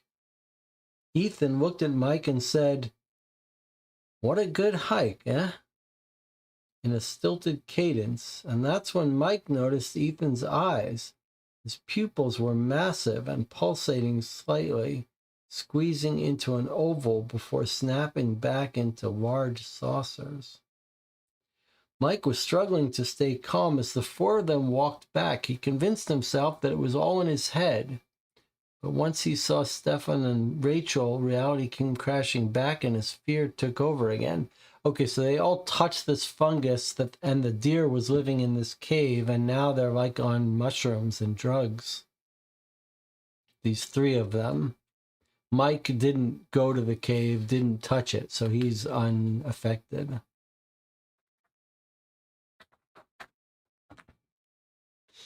Okay, so they get back. Mike tells Stefan what happened, and he was worried. That's why Stefan went missing. A wave of guilt flashed over his face before his face fell tired and scared. Okay, so he told Stefan about this, and that's why Stefan has disappeared. I have no idea what the fuck is going on. Was any of that real? I'm not sure what to believe, but seeing how absolutely terrified Mike looks, I can't help but believe what he has to say. Rachel believes him since they were being weird to her on the hike back. I guess I haven't seen much of their creepy behavior because they've been spending all their time out in the forest looking for Stefan. Who the fuck knows what they're really doing? Are they looking for him at all? Update. Ethan, Casey, and Carl came back an hour after nightfall. It got so cold after the sun went down. They couldn't find Stefan. Carl went to the fire tower, but it was empty and locked up. Didn't look like it had a phone anyways. I'm uncertain if he ever went to the tower at all. I wish any of us could get service out here. I just want to call someone. I might try to hike out to a peak and see if I can make a call tomorrow. I want Stefan back. I want to go home.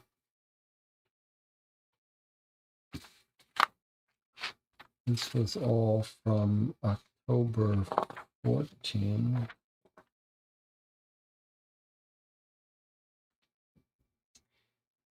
Oh,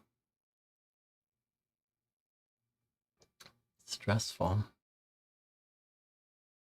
Here we are, October 15. I'm writing this as I wait for Mike to wake up. Rachel is gone. The camp is in chaos. Her tent's empty and her clothes and gear are strewn about the ground. Mike was splayed out on the ground unconscious with a head wound that was bleeding profusely. There was a bloody rock near his head, which could mean a fall, but it may have not been an accident. It snowed last night. There was blood speckled in the snow all around him. Fuck. I don't want to think about that. I managed to bandage him and drag him as gently as I could into my tent. Casey, Carl, and Ethan didn't help. They were in a world of their own, meandering around the campsite, talking to themselves. They didn't even look at Mike or react to him being hurt. I asked them for their help, and they all just mumbled about finding Rachel and went into the woods. Something was really off about them. Their skin was all mottled and discolored like they were all getting some kind of skin disease. I'm scared of what they might do. With the snow, hiking out is going to be so much worse. It's only an inch or two, but the ground is all slick with frost. I'm staying in my tent with Mike until he wakes up. I can't chance leaving the campsite. I don't know what's out there and where the others are. I hope Rachel comes back. I'm so scared and I don't want to be left here alone.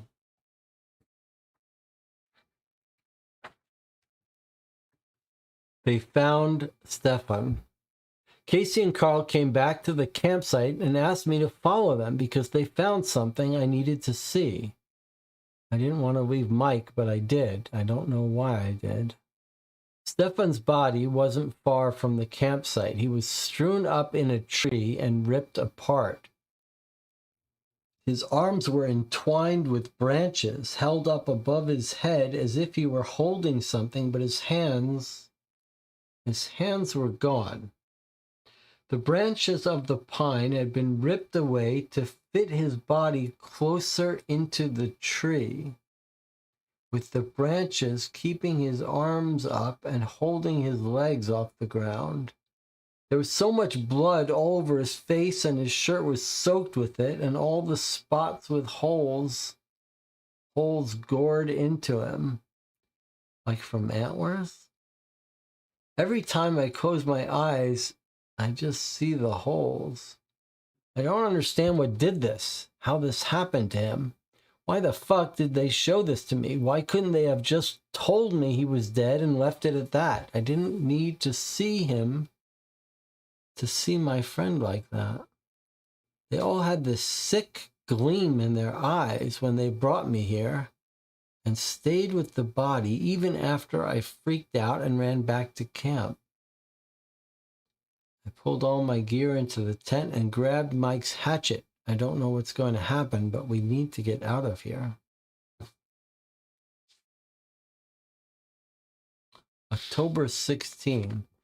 Stefan's dead. Rachel is still gone. She's probably dead too. The rest of them are fucking deranged. I don't understand what's going on. Mike woke up last night screaming and thrashing, trying to leave. I calmed him down and we made a plan. He said they're changing. At night they aren't human anymore. Their skin, their eyes. At night they walk on all fours. They tried to kill him because he wanted to leave. We're leaving. taking our food and necessities and leaving the tents. Fuck it. Mike's going to need help to walk out, and we may have to hike well into the night, but we are getting the fuck out of here.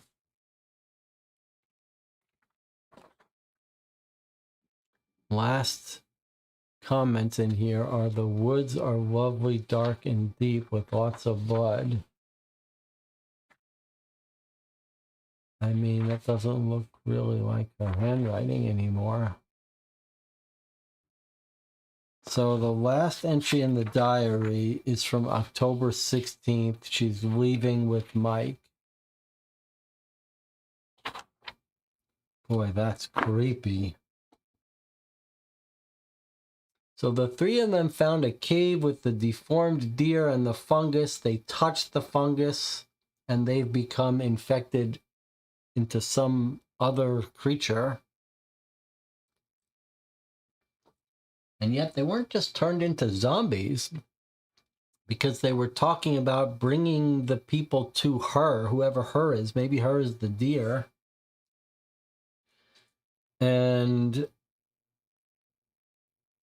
Brooke thinks they change into different creatures at night.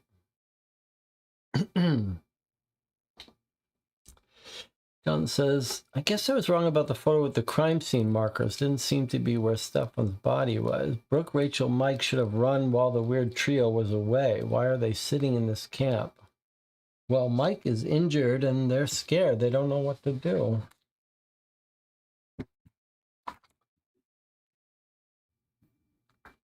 So it looks like we have follow-up official reporting here.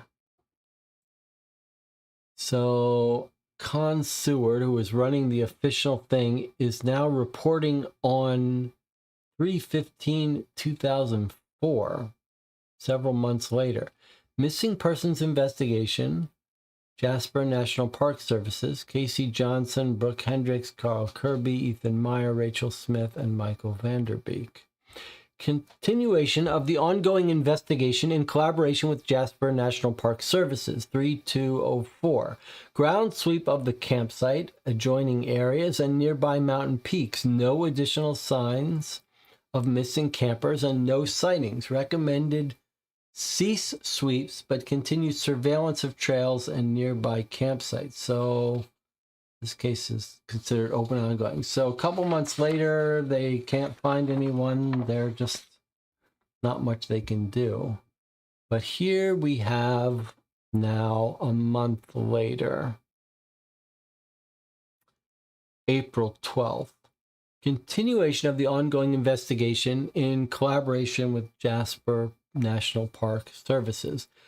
4/10/04. Witness report was taken by Ranger Wilkins of a possible sighting of missing campers. Clothing and hair color matches the description, but as noted by witnesses, the individuals had physical deformations and skin abnormalities. Skin discoloration, skin and bone growths. Attempting to corroborate sightings, search of the area will be conducted. April 11th. Search of the area conducted. The body of Carl Kirby was recovered 3.2 kilometers from the original campsite.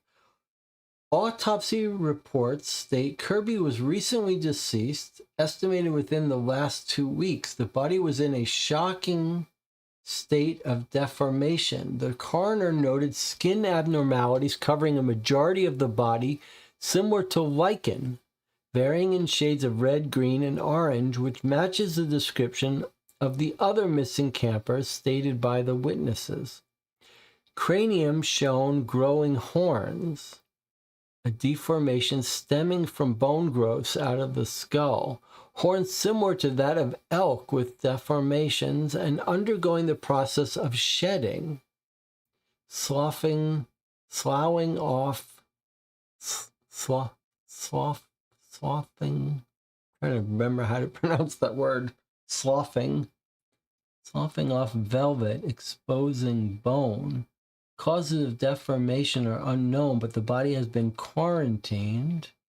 and will undergo more examination. Jasper National Park rangers have made an executive decision that the campsite will be closed for the season. South side of the lake will be off limits for visitors and will be fenced off with sufficient warnings posted around the area. Surveillance of the area will be increased due to the threat of unknown contaminants in the area around the campsite. We'll require more information from the coroner on best practices to move forward. Cases considered open and ongoing. Well, here we got an interview with Dana Milosevic and Mitch Lee. Notes, the deformations happening to Carl Kirby's body defy belief. There's no way a man could begin growing horns out of his skull. I can't even imagine the pain of the process. We have no idea what caused it, and I fear we never will.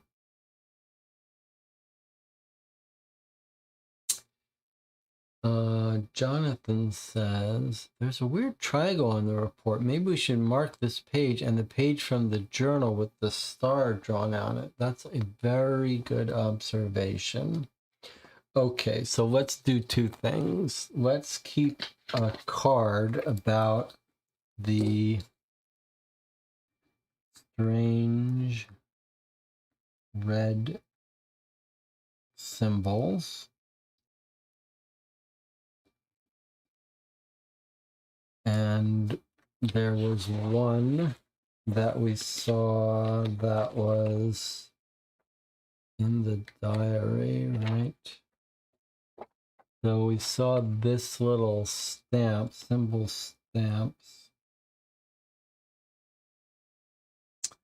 We have a star in the diary. And now we have a triangle in the 412 report. This one by deceased. Like, why is there a triangle there? We don't know. All right, good catch. I'm just going to leave it on that note rather than mark up this thing.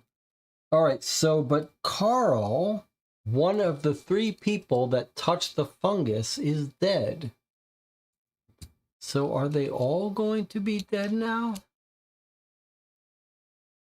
And who did they quarantine? They quarantined this body.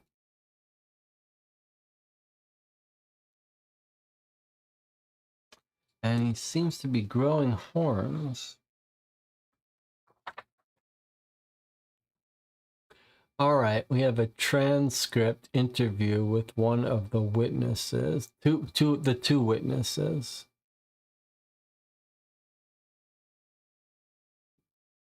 On April 10th. I know you two want to get out of here. I just have some questions for you and then you can go. I'm going to record this. Yeah, man, whatever. It's all cool. Ask away, says Danica. So you believe you have seen the missing persons? Yeah, these were absolutely freaky people.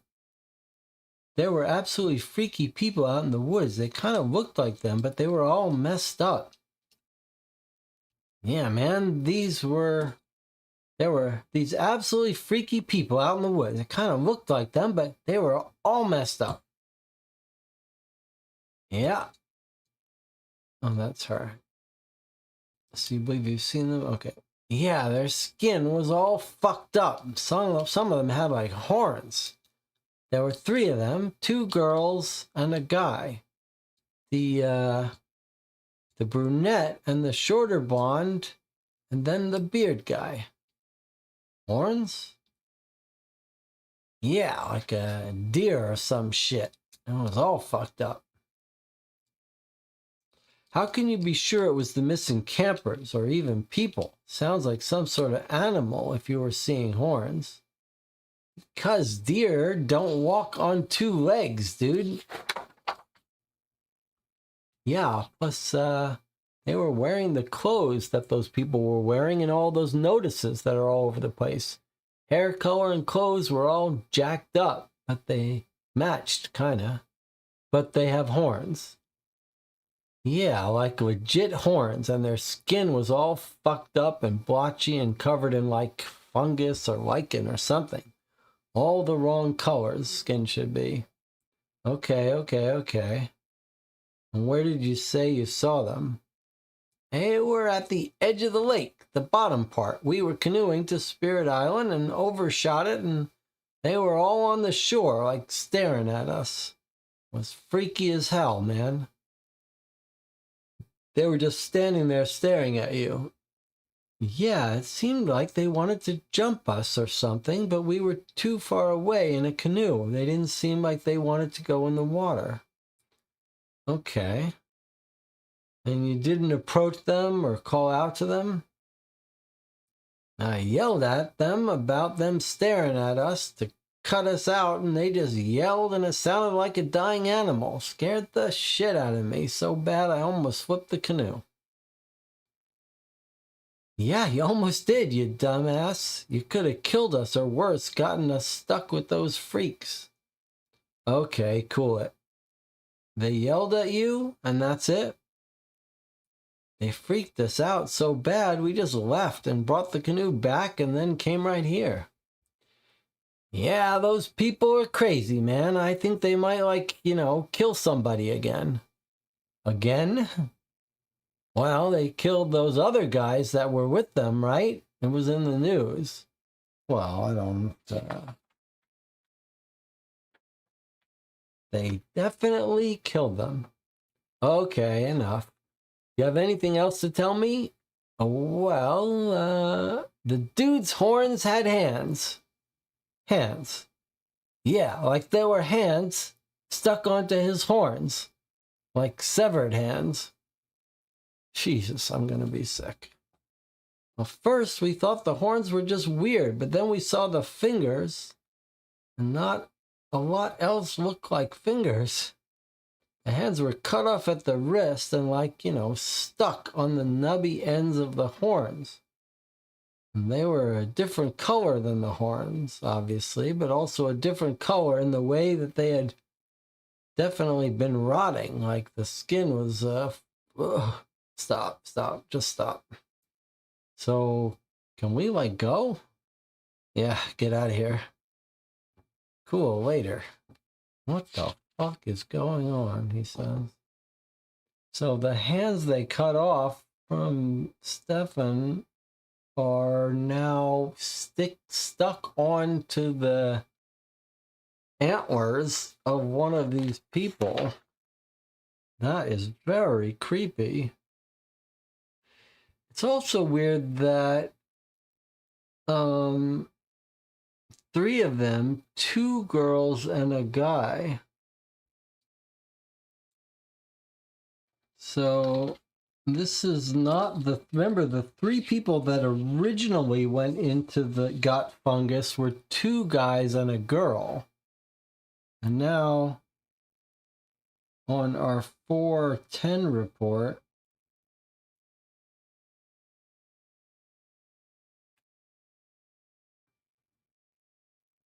we have 2 girls and a guy, and then the horns with hands.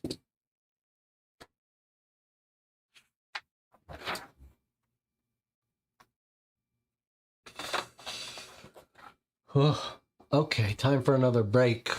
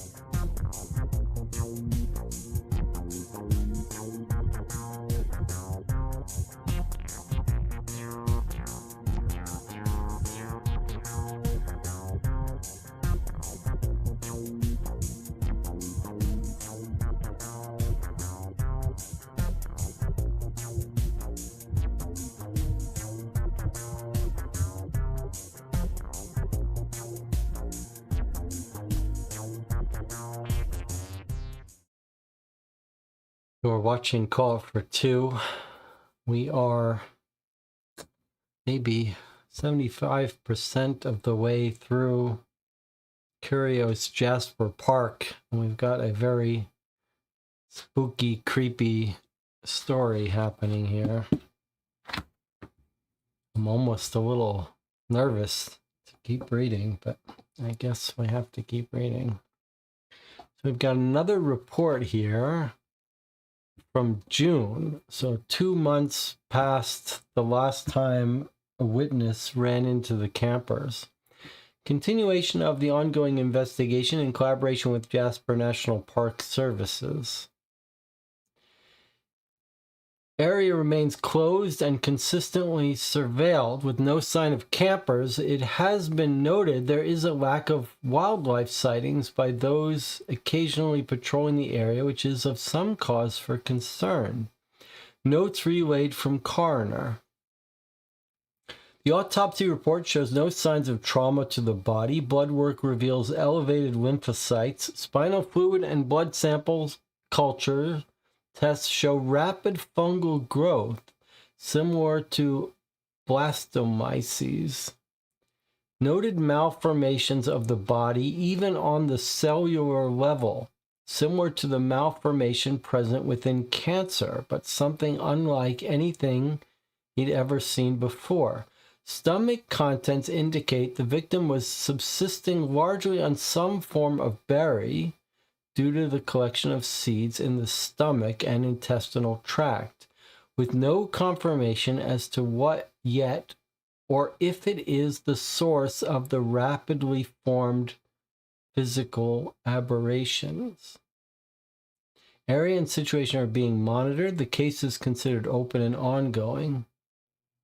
Notes: the unclear cause of these abnormalities in both humans and animals is deeply concerning. If we are unable to understand it or contain it, I fear for the general public. So he's noting that there's no wildlife in the area for some reason. And then they've autopsied the body of this person here.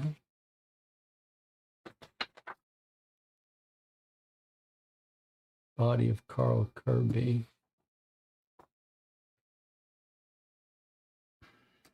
Okay, let's keep going.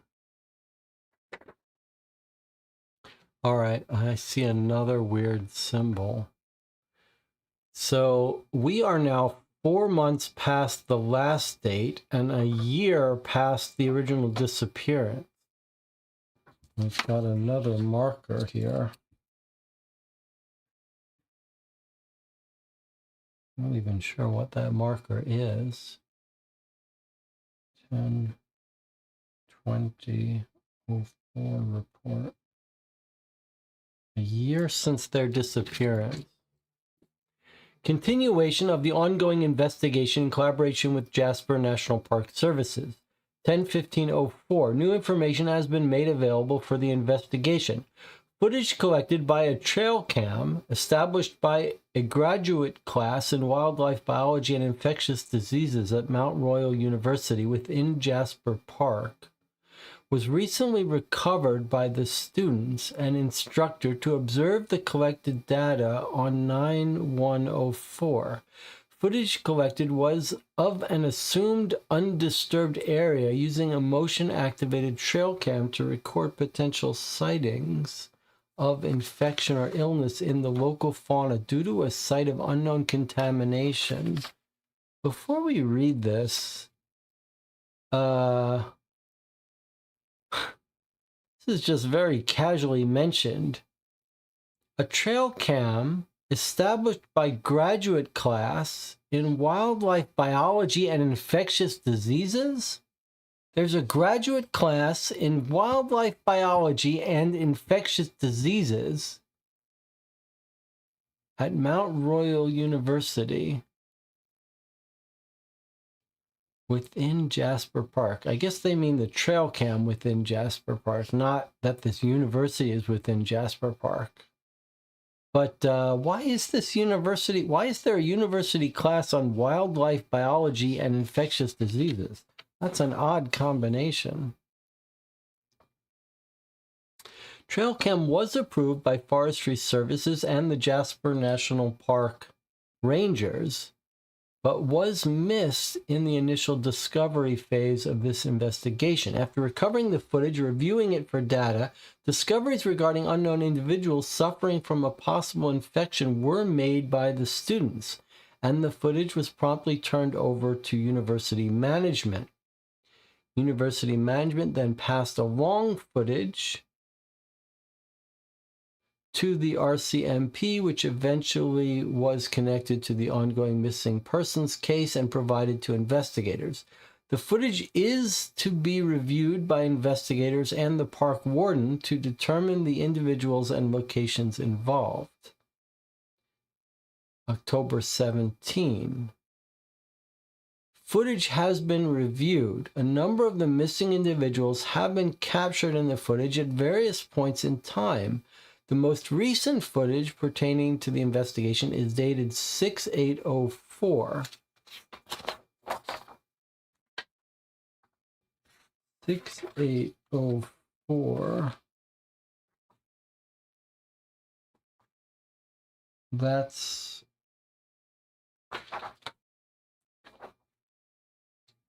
6804, a little bit after the body of Carl was found.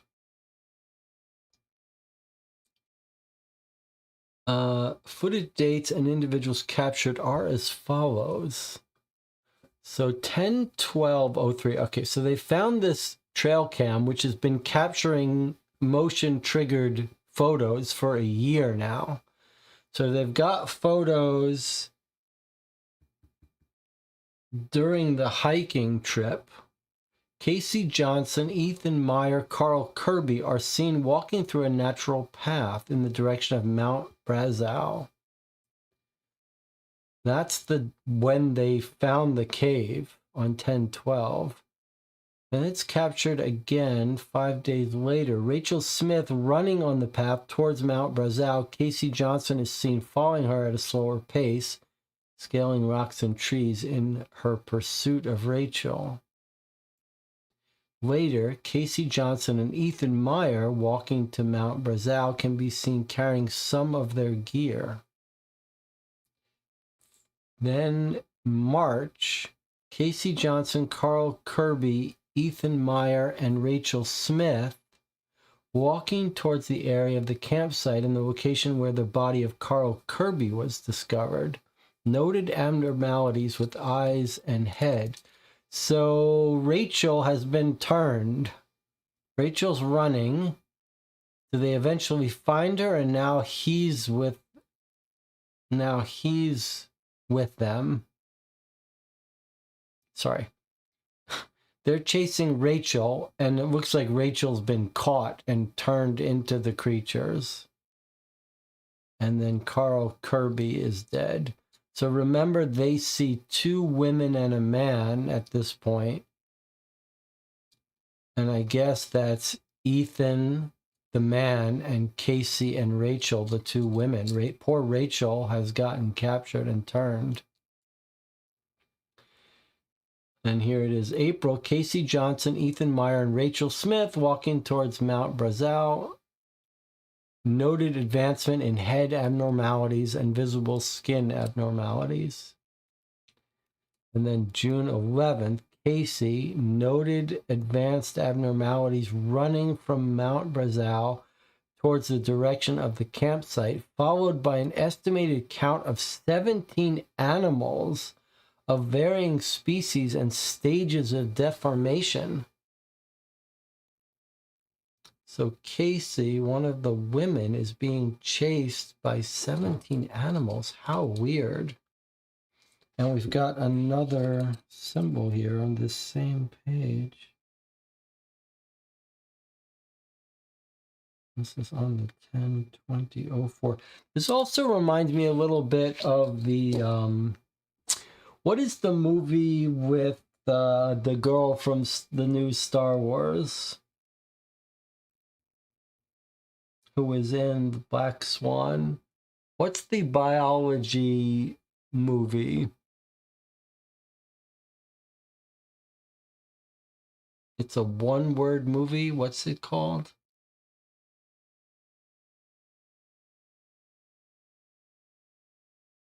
It's a pretty creepy sci-fi biology movie. The chat will know. We've talked about it before. Annihilation, yeah. It's reminding me a little bit of Annihilation. Okay, let's see. Maybe we can get some of these trail cams. Okay, this is the report continuing.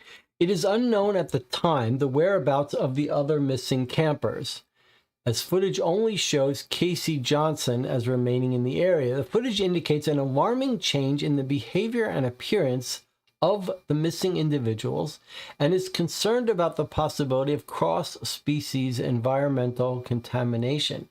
It is also noted that the trail cam footage picked up images of a deer experiencing severe physical deformations, moving repeatedly between Mount Brazau and the campsite.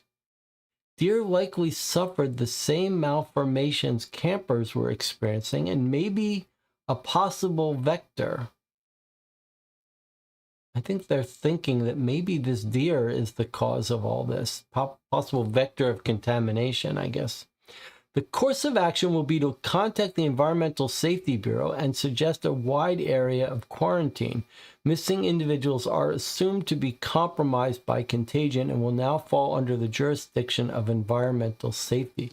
So is it Mount Brazil where that deer cave is? And is this deer the source of everything?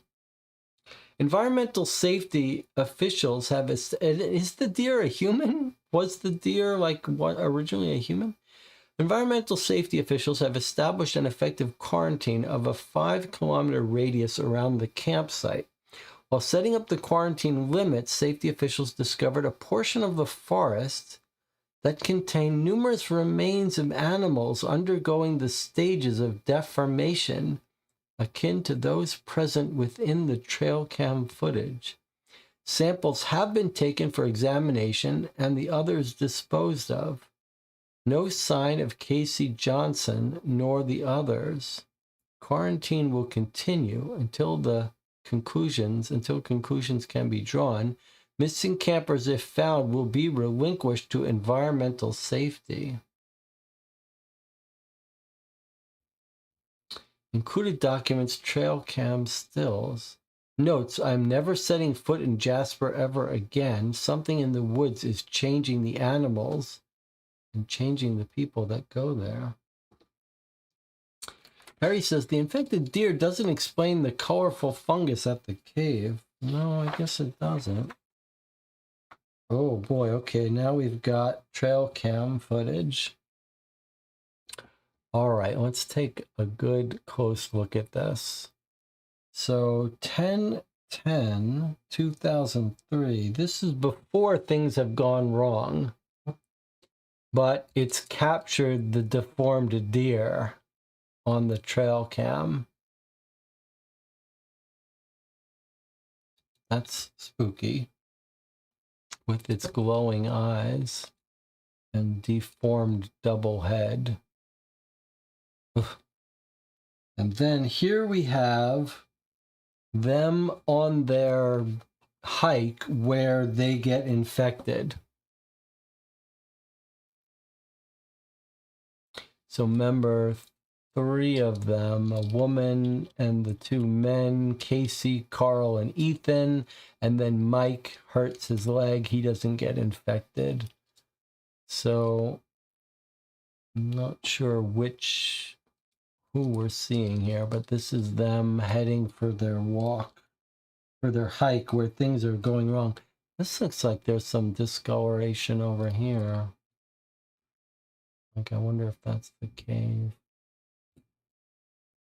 Okay, let's keep going. We got more trail cam photos. 10/17. So there's someone sitting up here. And what's this?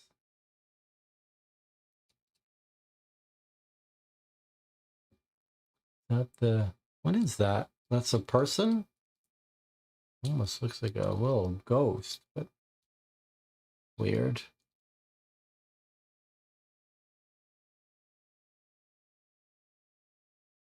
Why is that so weird?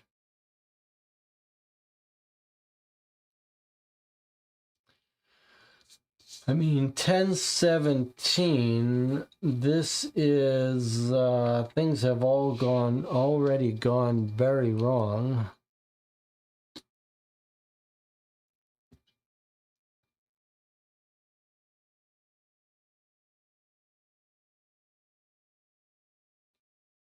Jonathan says we should be able to match this. So 3:18 a.m. on 10/17. Okay, here's the footage.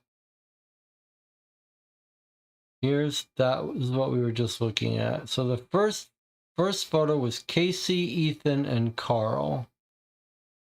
Then this one we were just looking at is Rachel Smith running on the path.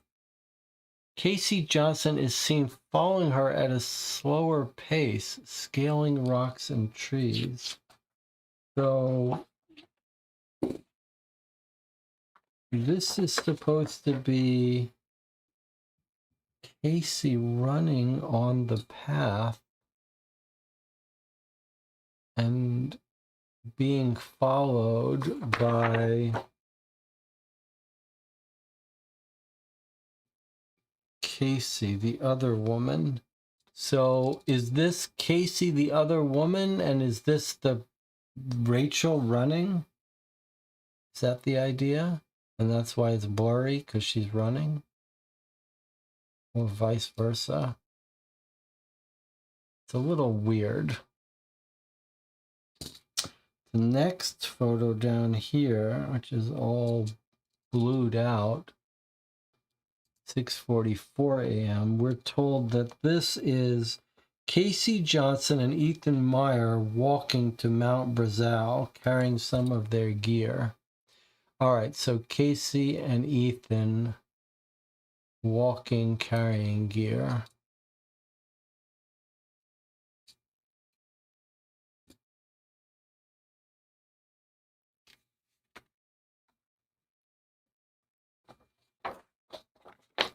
And then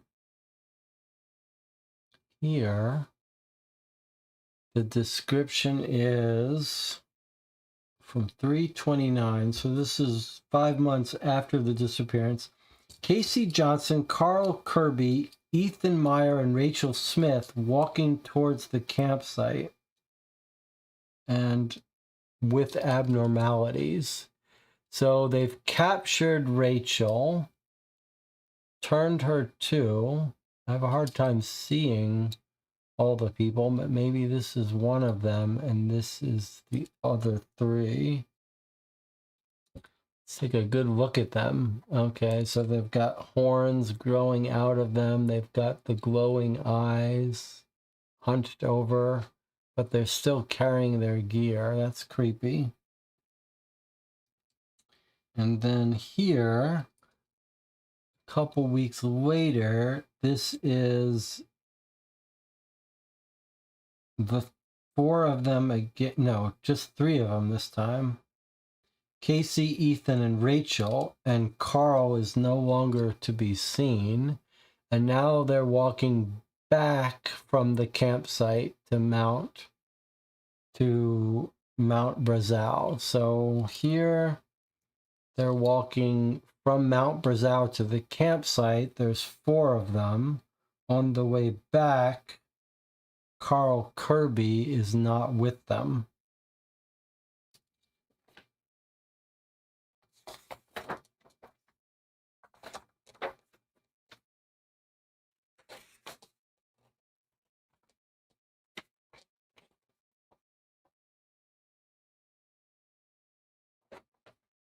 And the body of Carl Kirby is found the next day.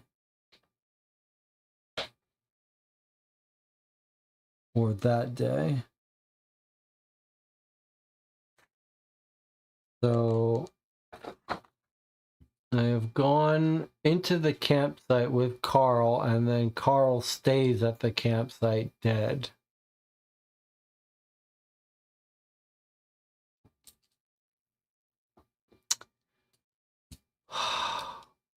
The three men were referring to sacrificing carrots, probably the deer. I don't really understand that. Anna says they're going back and forth between the camp and the mushroom cave for eternity, like a curse. They do seem to be going back and forth to the mushroom cave. And then this is the scene we're told about the animals chasing after Casey. Wolves and stuff.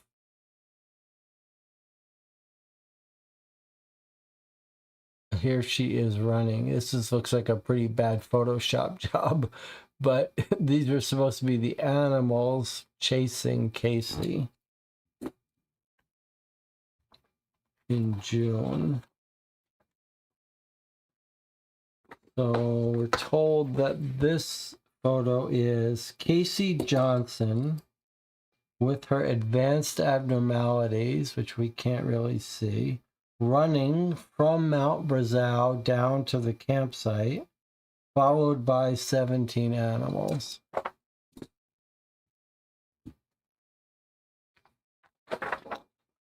Okay, we don't have too many documents left. Urgent memo.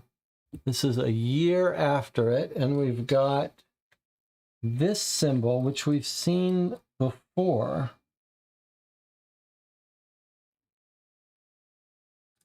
This is on the 10/19.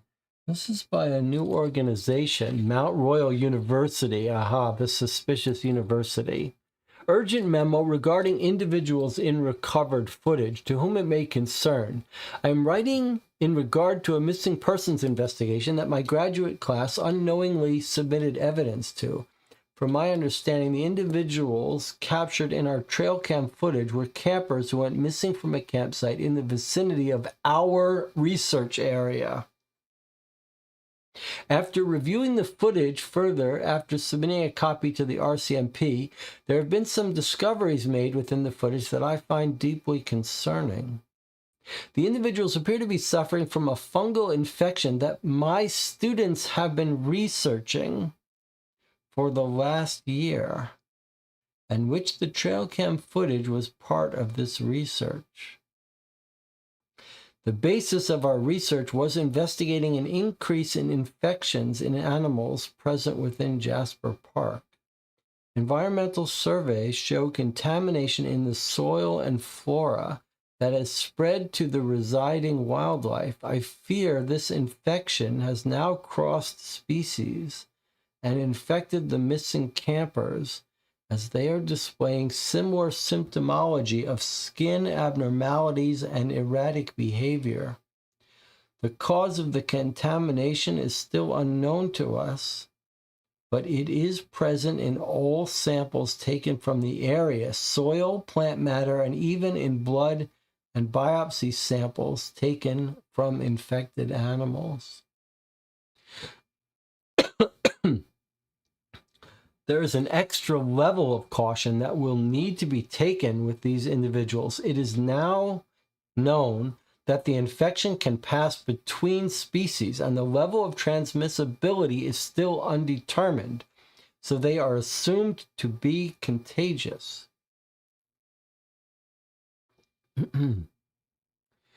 There's also a matter of great concern that I feel you should know when seeking out these individuals. A rabbit infected with this fungal infection was captured and kept within quarantine for a full year within the university biomedical labs. For us to study the effects of the infection, the rabbit was kept in containment with 3 other control rabbits to test the infection's transmission capabilities. After a few days in shared confinement, all rabbits began showing signs of infection. As of recently, the rabbits became increasingly agitated and attempted to escape and break quarantine. The initially infected rabbit was the first to show signs of agitation, and its behavior was quickly mirrored by the other 3 rabbits. The rabbits sustained many injuries in their violent attempts to escape, and those that did not succumb to their injuries were euthanized due to the trauma they incurred. We have performed an autopsy on the original infected rabbit and found it suffered extreme internal deformation, the only cause of which we can assume is this unknown infection. Autopsies of the other rabbits show similar deformations, but not as an extensive progression.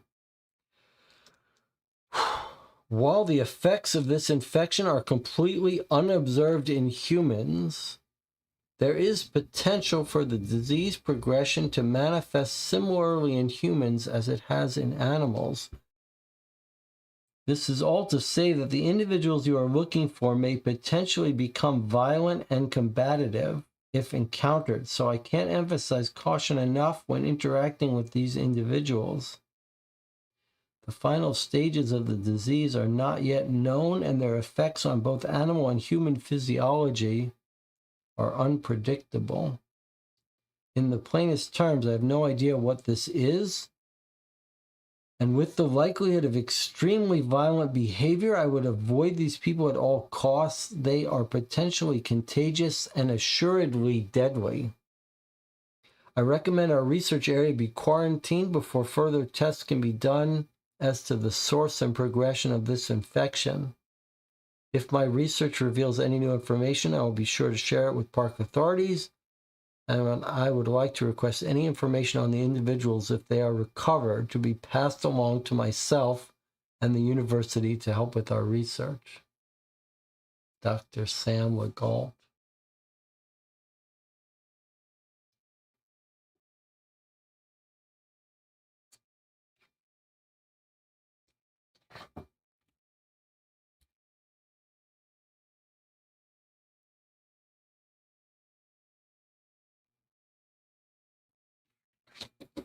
Okay.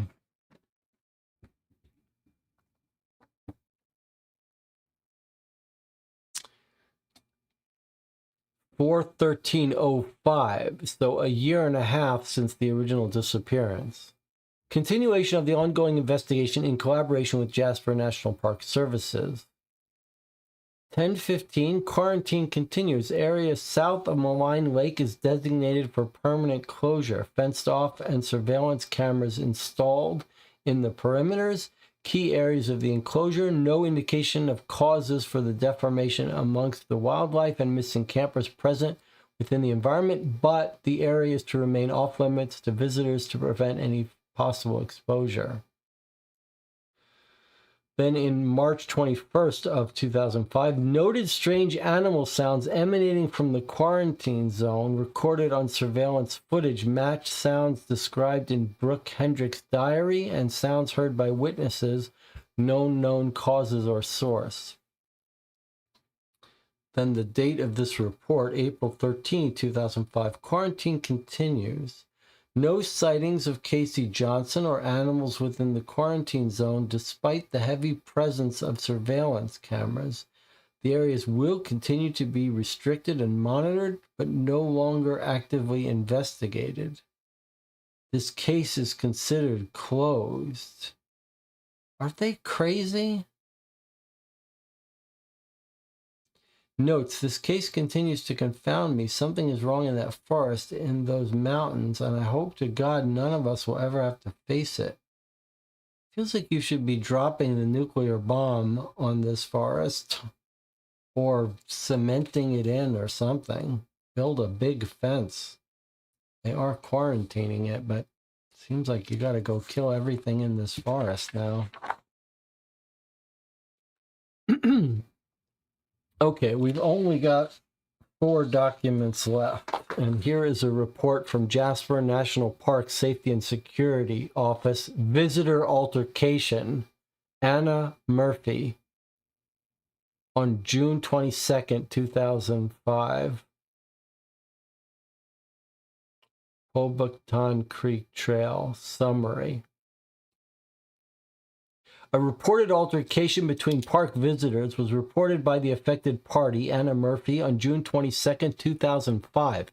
Incident took place the day before on June 21st.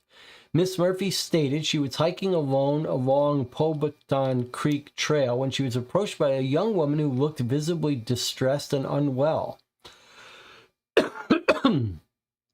The description of the woman is that she had long brown hair that was wildly frizzy and filled with leaves and twigs. Her clothes were in a great state of disrepair, heavily stained and torn. The woman appeared to be suffering from a skin infection, as the majority of her exposed skin was red and orange and had a rough texture.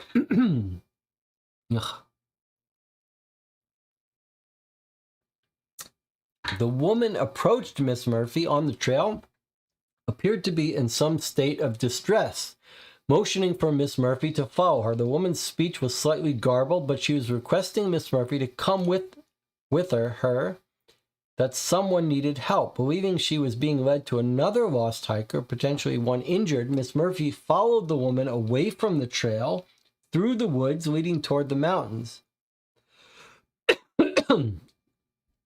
Miss Murphy recalls walking through the woods for approximately 40 minutes, at one point following the woman through a hole in a fence.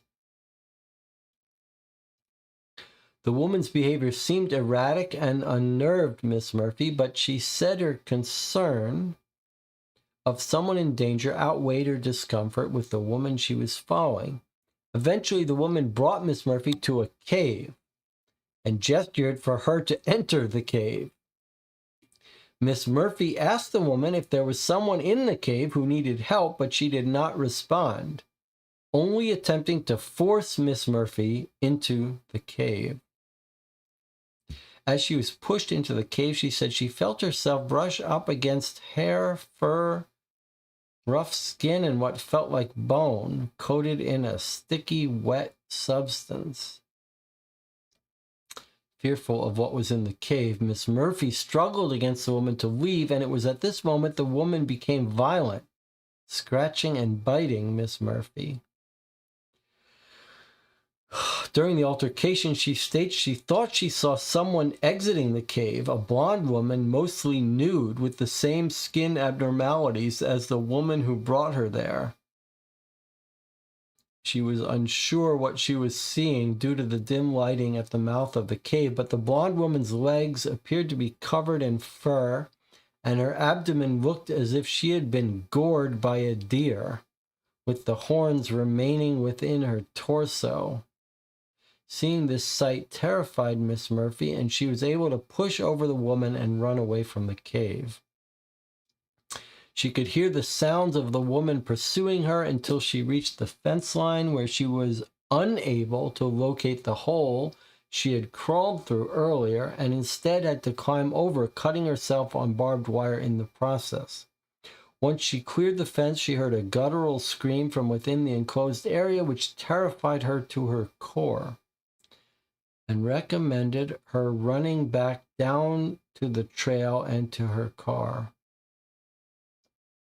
After leaving the park, she admitted herself to the hospital, was treated for her wounds, given a precautionary rabies immune globulin injection. She appears to have only incurred minor injuries and a slight rash. Ugh. A slight rash. She was released from the hospital after 24 hours of observation, made her report to the park ranger's office after her release. Oh boy, that's it. It's escape from quarantine, and this woman has got it and infected the entire hospital with it and wherever she lives. Park rangers have been notified about the aggressive individual within the park and are cautioned against following the woman, instead encouraged to recover the individual and contact the local health unit. And we've got more symbols.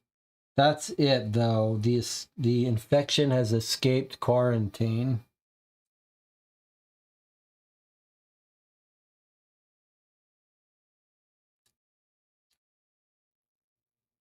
It's all over now. Time to leave the country. So it sounds like these are the two women, Rachel and Brooke, maybe. Or Casey. I guess I don't know. I don't remember which one was the blonde. Maybe I'll make a note. Yeah. Which one was the blonde one?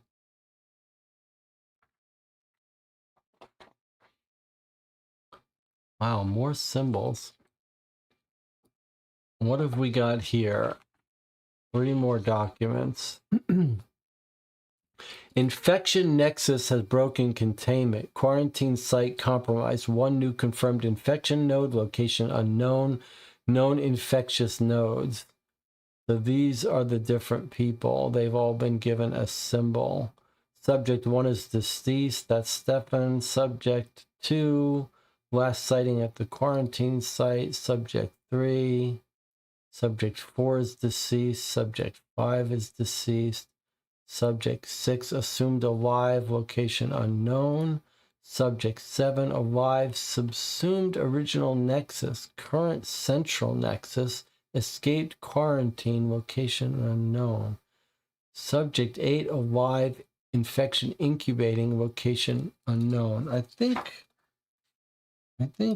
we're led to believe that one of these is going to be that woman who got attacked, and then 6 of these are our originals.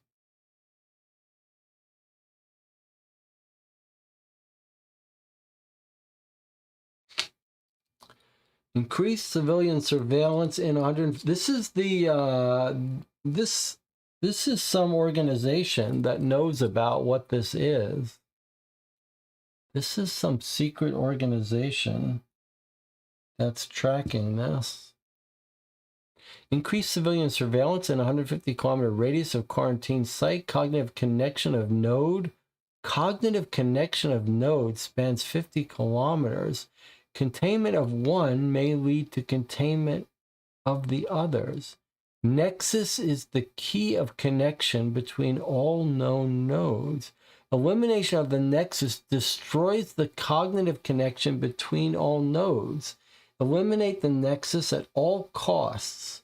Surveil civilians for signs of new node activity. Search and contain. As per protocol QT097, all evidence of contamination has been confiscated. Infectious nodes' personal records removed from public access, and communication with investigators firewalled. Existence of quarantine site, infectious nodes, and procedure to be denied or occluded to non-personnel. On-site testing and monitoring to continue with heightened surveillance and personnel caution until containment or elimination confirmed. And then this note says here, but she has promises to keep and miles to go before I sleep. This is from the poem about the woods are dark and deep, but I have miles to go and promises to keep. What is that poem? So, but more importantly, there's some clue here about the nexus is the key. And if you eliminate the nexus, destroys the cognitive connection. And then we get told something about someone taking over alive, subsumed original nexus, escaped quarantine, location unknown. I think this is the blonde woman they're talking about, is the new nexus. Like the antlers from the original deer, that was the original nexus, were coming out of the blonde woman's stomach. Jonathan says he thinks Casey is the new nexus since they were all following her. That's a very good theory. Let's put a card about the new nexus, because it does seem like maybe that's what we're supposed to solve. And it feels like these symbols might be a code. Like, I wonder if we figure out the words associated with each symbol, if we'd be able to get some secret message. What is this poem? Robert Frost, says the chat. Stopping by the woods on a snowy evening, says DJ Moneycut. That's the poem. Okay, so look. Now we have a very cool looking map. So this symbol means containment. So there's the containment. And here are the symbols for the different people. 1, 2, 3, 4, 5, 6. I think these are our campers. And then we've got all this blood over here. So is this Mount Brazil.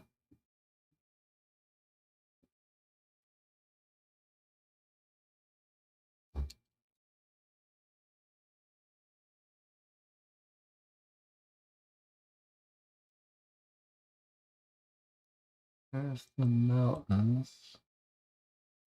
There's the malign.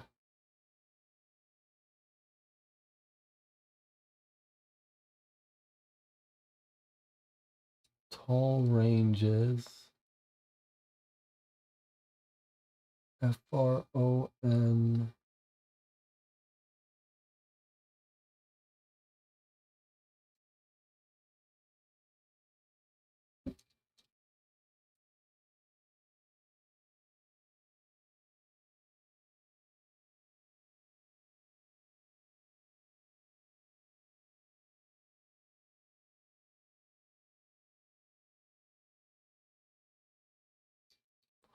I'm trying to understand what these two places are. I mean, there's the lake.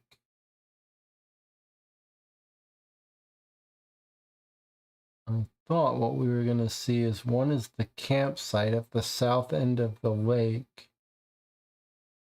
And then is this where the Mount Brazil cave is?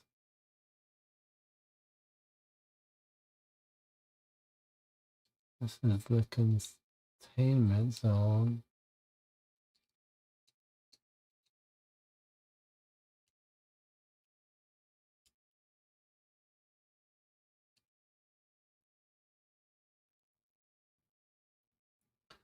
Oh, that's creepy. Oh, let's keep going. We can come back to this. Whoa. Here's the perimeter cam.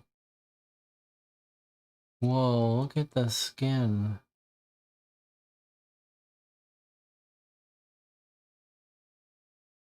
August 8th. So this person, there's the fence. Feels like this person has escaped the containment zone. That's creepy. And that's the end.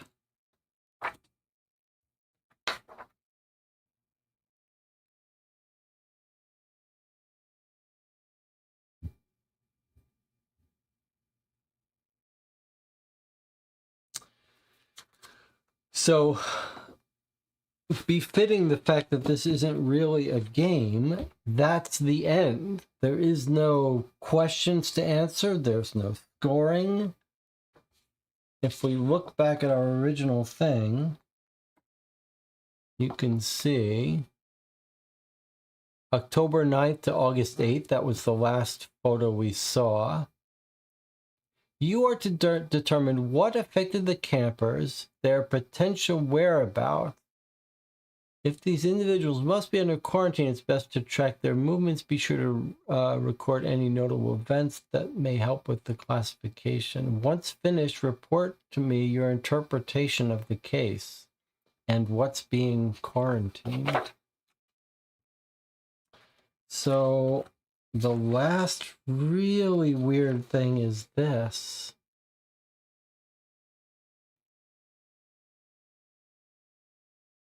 Subsumed original nexus, current central nexus, escape quarantine, location unknown.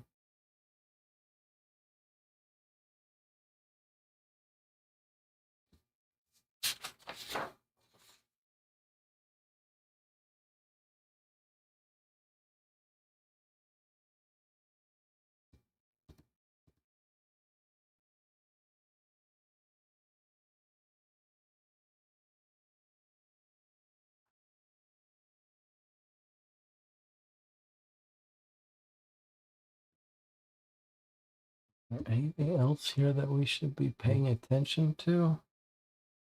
There's the containment, quarantine. I suppose our symbols will tell us who is who.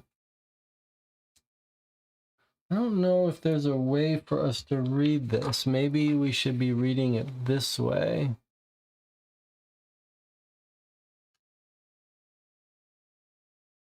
And there they are at the south of the lake. I'm not sure.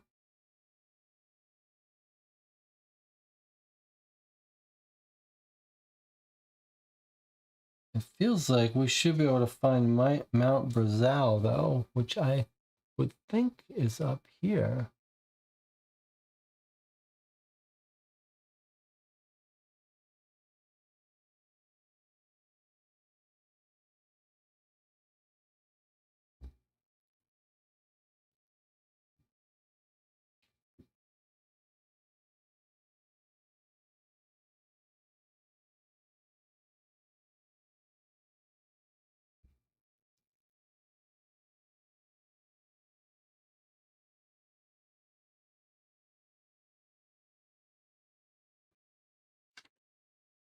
Let's just look at, do we have all of these symbols? We have this symbol. We have the containment symbol. We have triangle. We have this. We have the star. So these are our campers. We could identify who's who, but it doesn't seem like it's that important.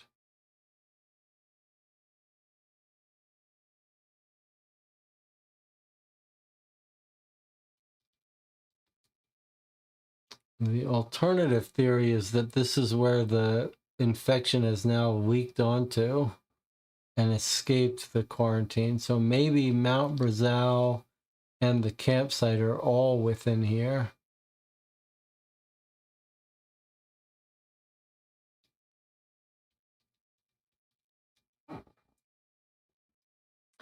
Jonathan says, when I was looking at the video of my last Curious to see what year it was, I saw a comment which jogged my memory. I think there's a way to email a report. Anna says they should definitely be quarantined. I don't know if they're capable of that. They tried the fence. It didn't do much. I think you get a response a few days later.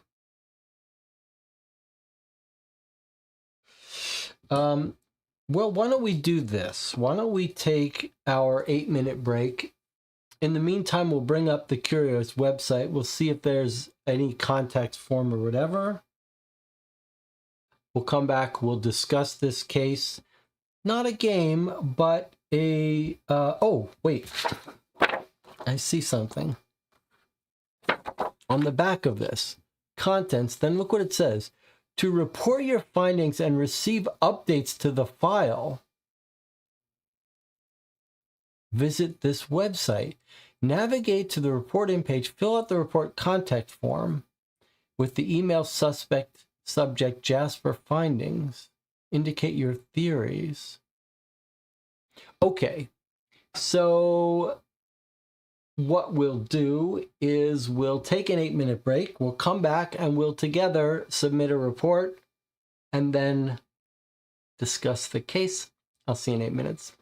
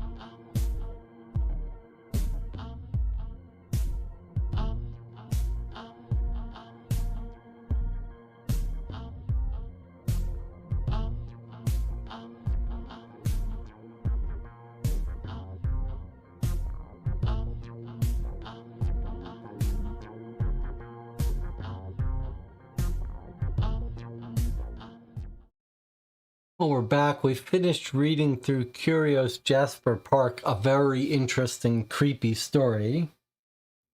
We think now that we're supposed to file a report. So, we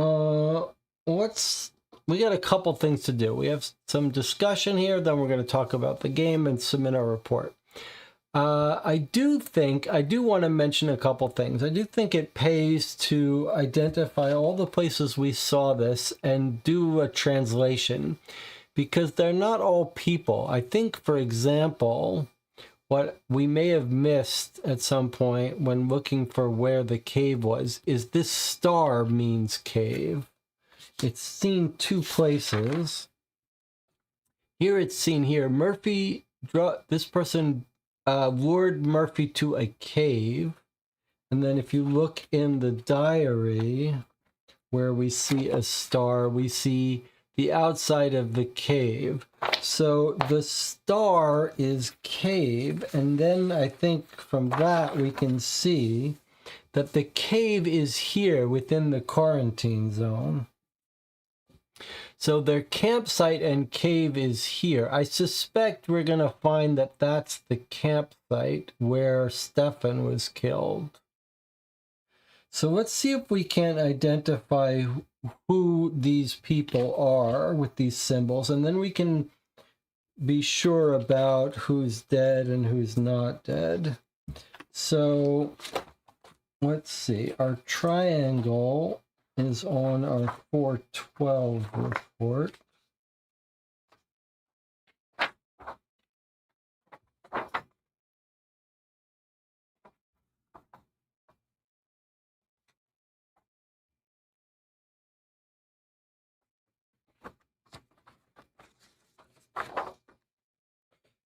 Okay, so Carl Kirby is our triangle. Maybe we'll make a separate thing. So the star, this is cave. The triangle is Carl Kirby. Okay, next up on 1020.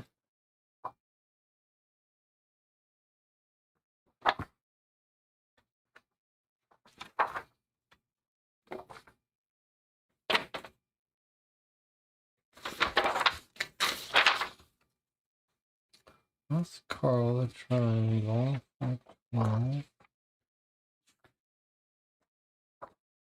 Okay. The square with the circle, the square with the U, that's maybe the trail cam location. And then here is Casey Johnson. Okay, so this one, that's Casey Johnson. And then we see this somewhere else, further along here. Urgent memo, Mount Royal University. So the square with the U is the trail cam, I believe, or the university. So this one is the trail cam for the university. And then we have the circle. So let's just see. This is our Corey Johnson. This is our trail cam.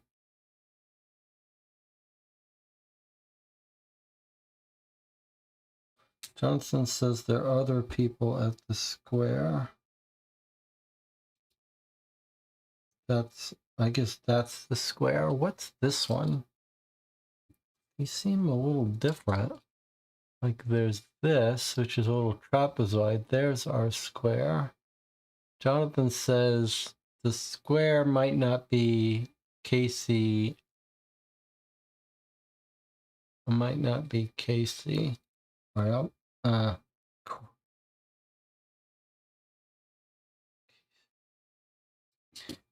right, I can go back to that. But what's this? This, I'm not sure. I remember seeing that little trapezoid.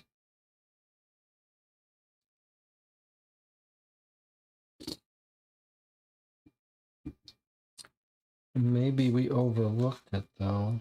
But that looks like it must be the campsite right at the side of the lake.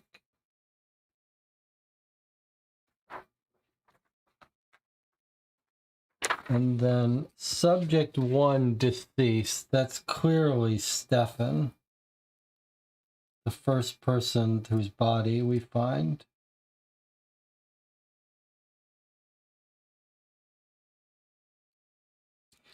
Square is a specific subject who's dead.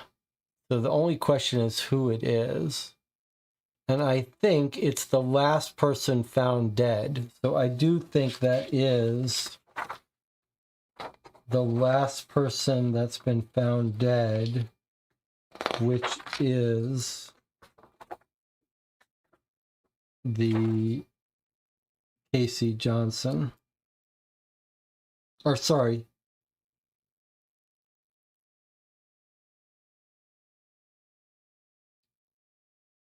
The body of Carl Kirby was discovered. Maybe that's Carl Kirby.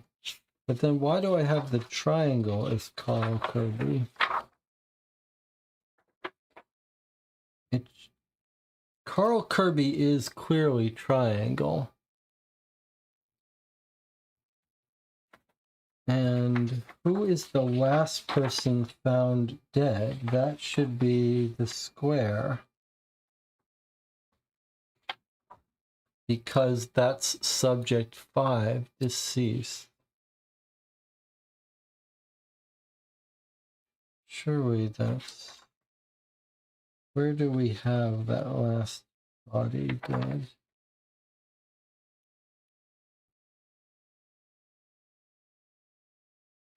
No sightings of Casey Johnson.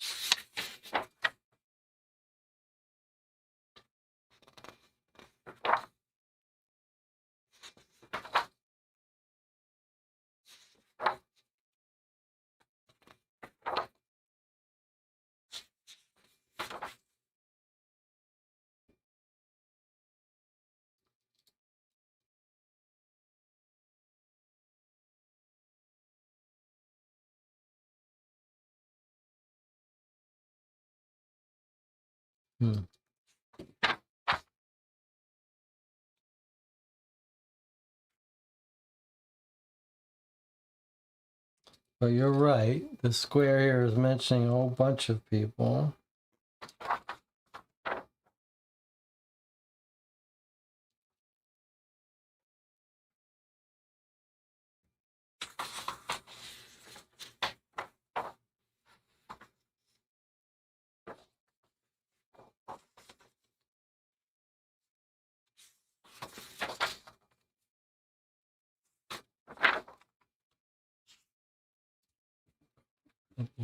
Okay, well, regardless, this person is presumed dead. There's the cave right there. The circle is going to be Stefan. That is going to be the trail cam. And probably this is their campsite. So they're going to the cave and back and getting caught in the trail cam and killed. So I'm afraid this is like going to be the hospital, or I don't know what this is supposed to be up here.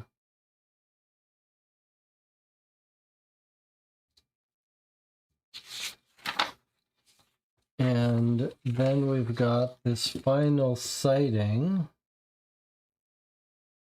Who do we think this is? I mean, it's a woman, I believe. Do we believe that we know? I guess the question I have for you is, we've got our 6 campers. It's 6, 1, 2, 3, 4, 5, 6, 7 campers. So subjects 1 through 7 is our campers, and then our woman, Miss Murphy, who disappears after she gets infected at the hospital. So of those 7, we've got 3 deceased, and then we've got 3 assumed alive. 1 last sighted at the quarantine site, and then 2 locations unknown. And then 1 which is alive and who has subsumed the original Nexus, escaped quarantine, location unknown. I wonder if that means that that person is, but then it says location unknown, these 2 as well, so we don't know where they are. But has one of them made it out to here?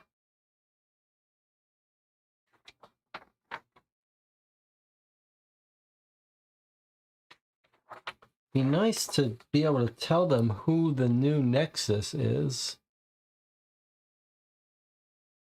But do we think that's the person who's escaped? Let's just read this again. So she gets lured into this cave, who has a woman who has long brown hair, wild and frizzy.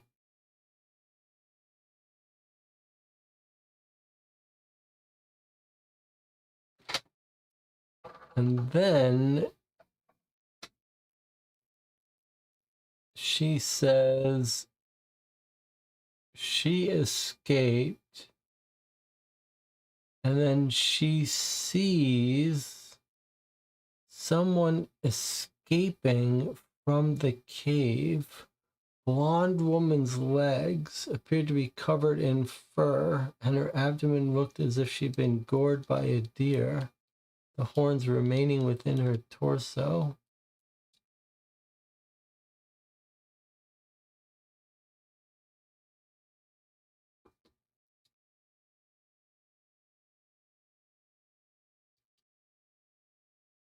Jesse, you shouldn't touch the red splotches.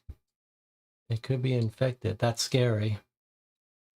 All right, so I think what we should do, since this is more of a story, I think we've I'm not sure there's much more for us to gain from here, but let's go visit this website, because I can see the back of that thing told us to submit a report here, but I can see there's an entry for Jasper Park. And if I click on it, I can see it has 4 hints here. Hint 1, recovered photos. So I'm going to click on these. What does it say here? It says, the events and sightings at times defied description. These are hints as to connections. So I think we're going to visit these. So if we look at let's see what it says about the photos. Appears to be some strange sightings in the background of the photos.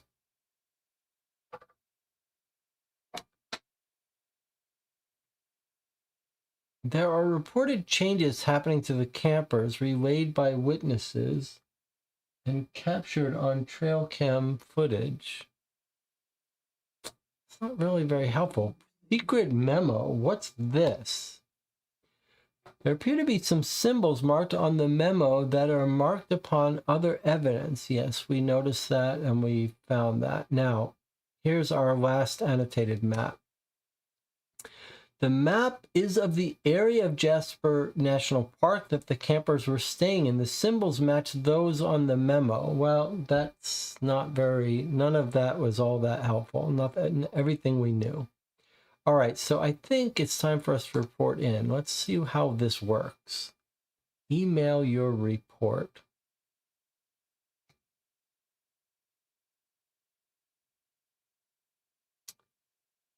Okay. I'd rather send it from my co-op for 2 email. Okay, here we go. So it says when we want to submit our report, we should have the subject Jasper findings. It actually says that the subject should be bracketed Jasper findings. That's a little bit weird. Do they really mean that? All right. So indicate your theories. Probably whatever we type here doesn't matter.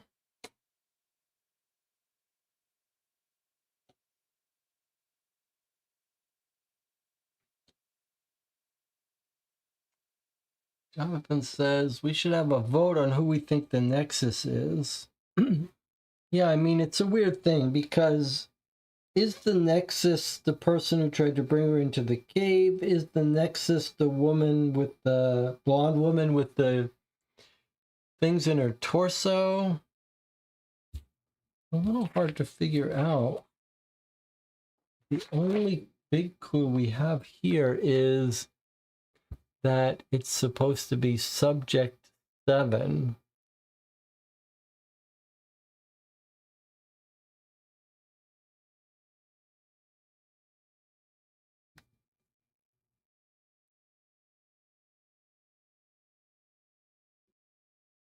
Escape quarantine. Does this woman tell us that the one she sees with the stuff?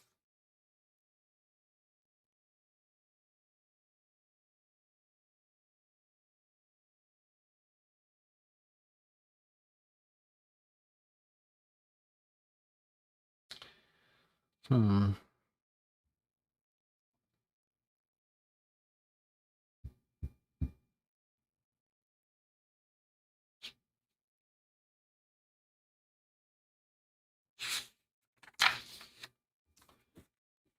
Did we ever hear that anyone had blonde hair? Like, I'm trying to remember if we had any clues about who is the blonde-haired woman, but I'm not even sure. Is that the blonde-haired woman? How do we know who that is? And even if we do, are we so sure that that's the Nexus?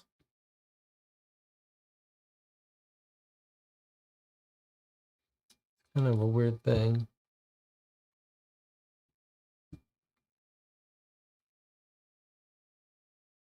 I like the idea that the one that is the animals are following is our Nexus, which would make it Casey.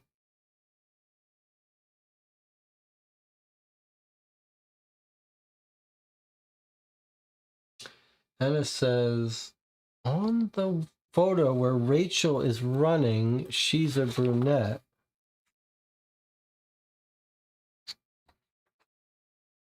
Is that right? I don't know how you can spot that.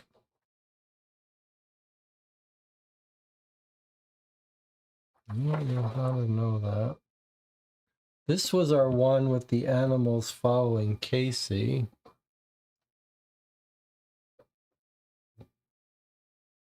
I don't know. Can you tell if that person is blonde? It's just beyond me how to know this stuff. Okay, let's have the vote. I'm not sure we're going to get the answer to this. Maybe we will. And I don't even know how you decide this, but vote for who you think the Nexus is. I mean, basically, I'm going to tell them in the instructions, go kill all of them. Capture and kill all of the surviving things, including the hospital woman. But if you have a guess at which one is the new Nexus, which it seems like you would kill. I think the other reason to believe that it's Casey is this report, which looks like it's like some outer space thing, is talking about a cognitive link, cognitive connection between all the nodes. And I think like this feels like a cognitive connection, right? Like these creatures are connected to her somehow.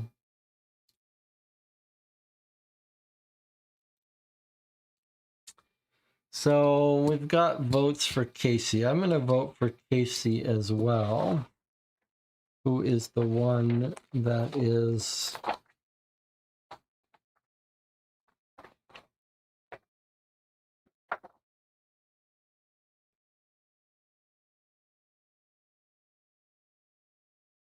no sightings of Casey Johnson.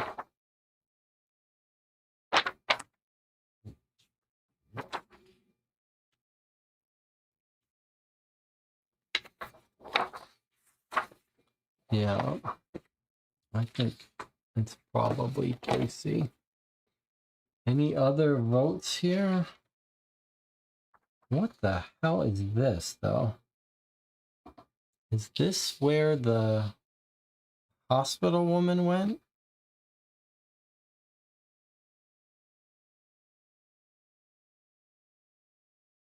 Hmm.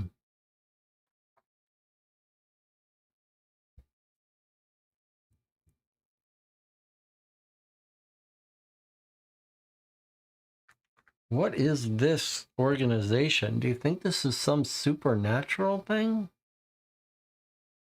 Looks like rings of planets and stuff.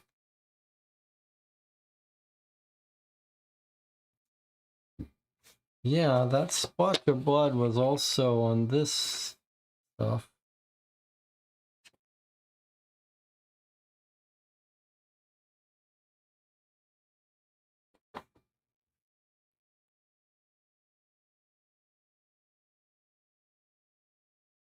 Like, what's the significance of this being on this document? Does this mean this person's coughing up blood? I just don't know. All right, it sounds like we all think it's Casey. Let's go and fill out our report here. All right, I'm not even sure what we should be putting here, and I'm not sure it makes any difference, but we're gonna take this seriously and give them our theories and any potential causes for their disappearance and any observations of note. So I think this is just like a story-wise thing. So we're gonna put our message here. Important. Highly infectious, dangerous disease.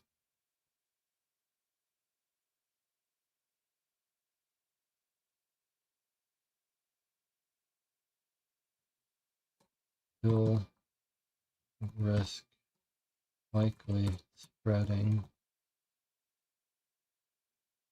And then we're going to say severe action must be taken immediately.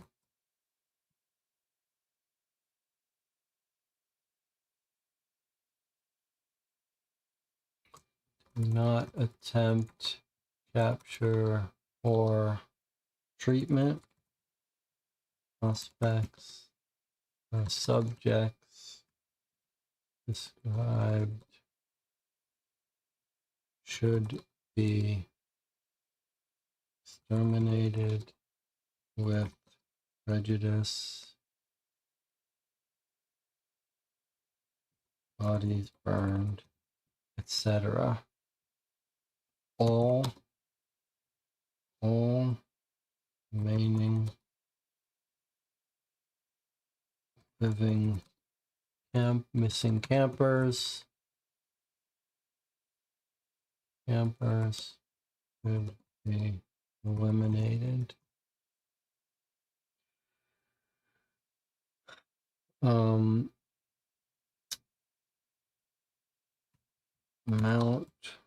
what was the name of the place they went to that we're gonna send people? Mount Brother, what was it called?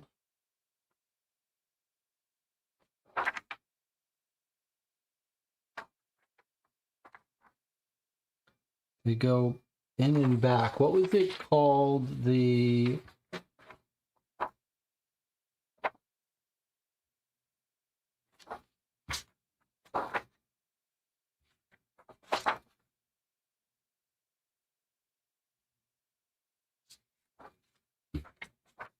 map. No one's helping. Okay, they go back and forth between the campsite and Mount Brazier or something. Mount, there we go. Mount Brazeau. Brazeau. May be key location. Eliminate all living things in cave. Touch nothing. Okay, now we want to have them eliminate this woman as well.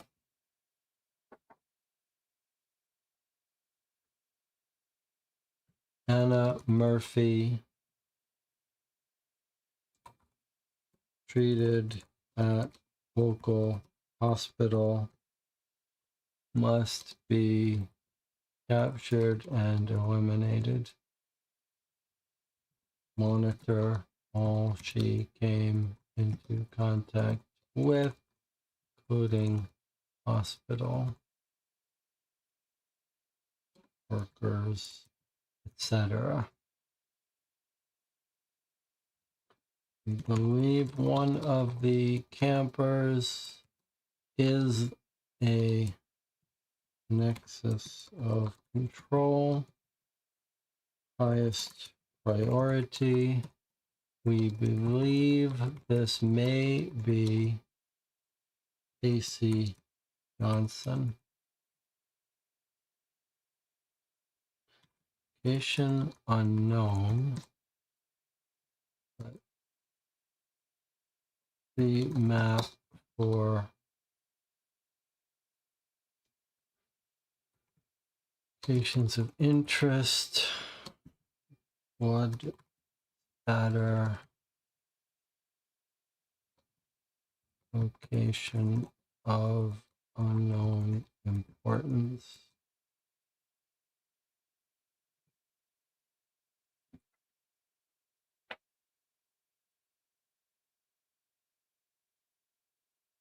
Organization of unknown redacted origin. See case QJB 78. This is this document here.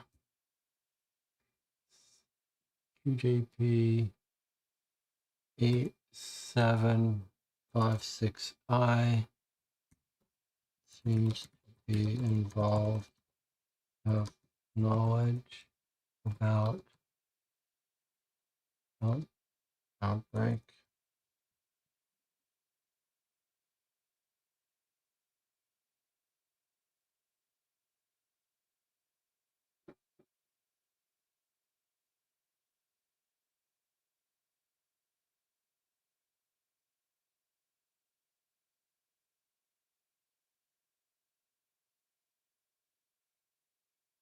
Purpose of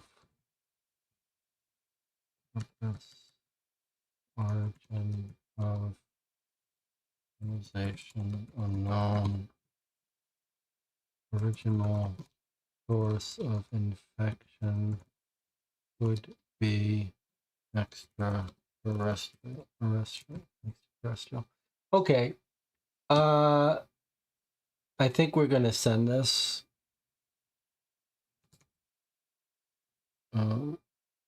And confirmation and further info. Okay, we're going to send this. And we'll see what happens. I'm not even sure that this is formatted right, but we'll send it and see if we get anything. We may not get anything today. Maybe that a human gets access to this. We don't know. Maybe, however, I will send this twice depending on the subject heading.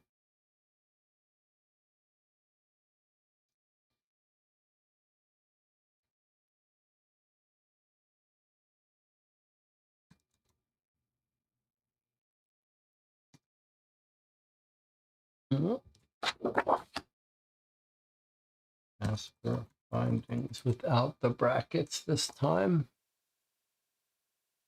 Okay. All right, so we've sent them our email, and will we get a reply, and when will that reply come? Let's see. So I did get a reply right away. Let's take a look at it. Thank you for submitting your findings to the archive. Your observations will be added to the collected findings to classify this phenomena best.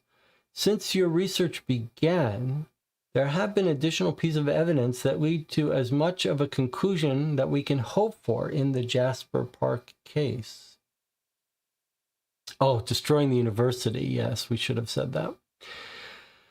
Okay, there seems to be an unknown agency out there that has been maintaining and monitoring the quarantine of the infected campers lost in Jasper Park. The case file about these lost campers seems to have found its way into our archive from a rogue agent within this organization who wanted to ensure someone outside of the organization wanted to know of this cover-up. This unknown agent has sent us a follow-up report from within the organization, and while heavily redacted, it appears that the campers were detained within the facility until 2005 after a catastrophic recovery mission of the remaining campers.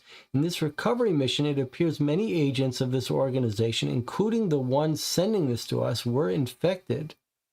The infection went dormant within the agents, but many have begun undergoing a metamorphosis as Brooke Hendricks, the entity, appears to be awakening from hibernation. The agency of this the secrecy of this organization appears to be its detriment, as this rogue agent fears there may soon be a security breach and feels the need for others to know about the potential danger. While we do not have the address of this security facility, we know what to look for in the event of a security breach. We can only hope that the security at this facility does not fail. For this infection to continue to spread would cause untold damage.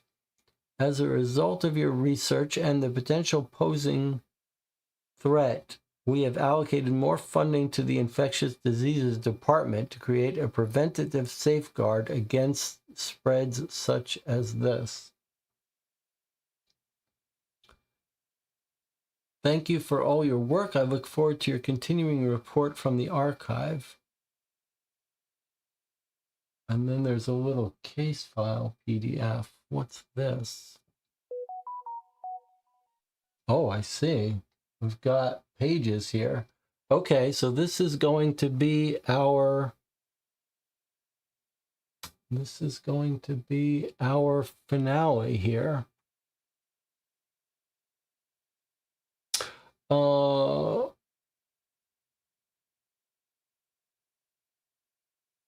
I guess we can read it here, or I could print it out.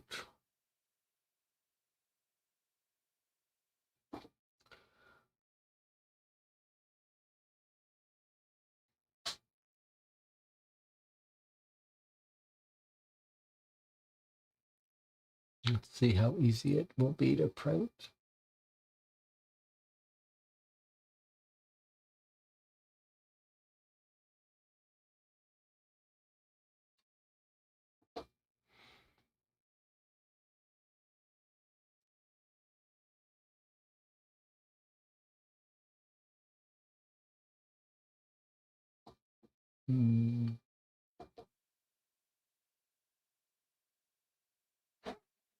All right, it's printing. We're going to take another 5-minute break. We'll come back and we will read our finale.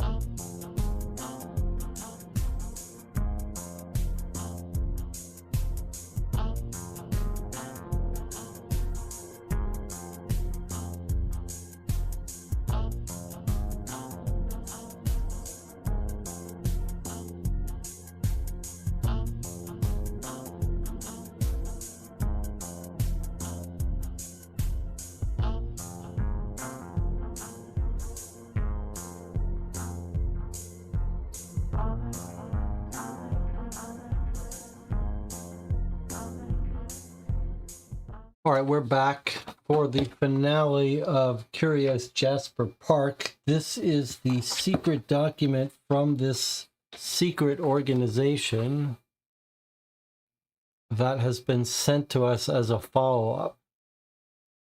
Well, let's have a look. Restrictions Class 5 Security Clearance, Item 869MT001, Status Infectious, Highly Hazardous.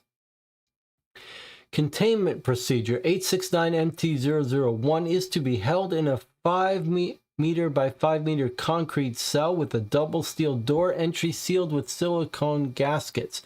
The cell is permitted to be furnished with a sleeping mat and small sink and toilet. All air flowing in and out must be filtered by surgical grade air purifiers.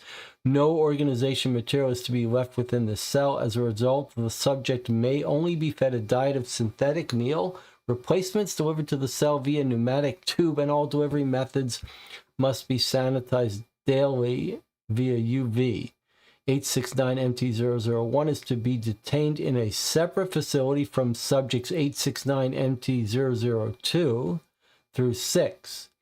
50 kilometer of distance must be kept between 869MT001 and the nodes at all times. Testing on any of the nodes requires prior authorization and strict distance protocols. Testing on 869MT001 has been forbidden. This is from our secret leaker contact at this weird organization. Description: 869MT001 is a young woman in her mid-30s undergoing severe stages of deformation and metamorphosis. She has blonde hair and is approximately 1.75 meters tall, though her height varies throughout the stages of metamorphosis. Her skin is taken on a lichen appearance, and the coloration varies between shades of orange, red, and green. From her skull are 4 large bone growths taking the form of horns. In detainment, the horns have been observed to undergo the seasonal velvet shedding, but the horns themselves are never shed. Bone growths have continued also, with bone growths in her rib cage passing through her abdomen, and from this set of horns, and form a set of horns protruding from her torso. So we were right that she was the one who ran out with the horns. There has been a noted elongation in limbs and fingers. Her eyes also display abnormalities, with the pupils pulsating between circular and oval shapes.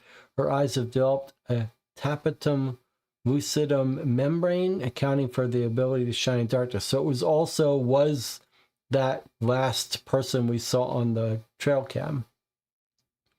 869MT001 is largely nonverbal, though can occasionally communicate in incoherent short sentences.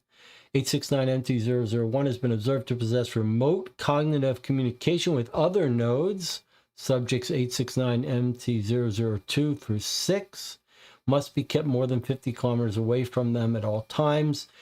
869MT001 is the central cognitive nexus for the sentient blastomyces infecting 869MT001. All nodes will mirror behaviors and thought patterns exhibited by 869MT001.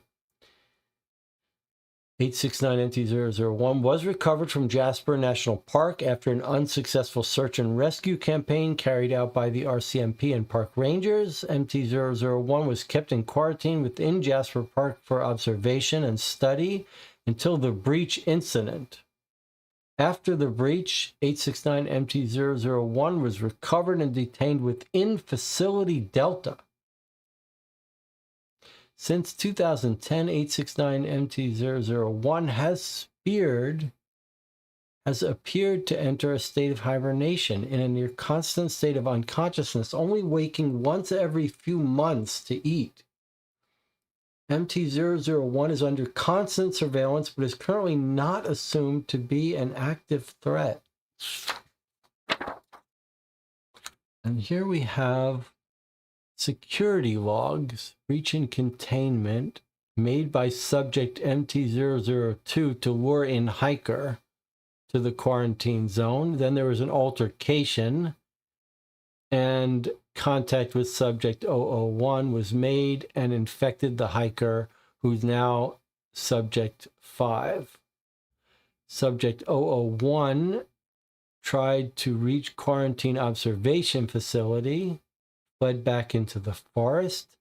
Second breach, this time by a young man looking to explore the quarantine zone. This is after our case finished. Trespasser netted the nexus infection point. Infection of trespasser later confirmed. Now given subject code MT006. September 26, subjects MT1, 2, and 3 recovered from quarantine zone. That's our surviving campers. MT1 recovered during breach incident. Subjects 2 and 3 were recovered from the cave by the cleanup team after containing the site after the facility breach. Well, that's where we told them to go look. Subject 4 recovered from redacted. Subjects MT2, 3, and 4 removed from Delta facility to the Lambda facility, far away from subject 1, after coordinated escape attempt remotely relayed by subject 1. That's the telepathic one. Subjects 5 and 6 recovered from their homes. This is our hospital woman and this other guy who stumbled on them. They're now held in Lambda.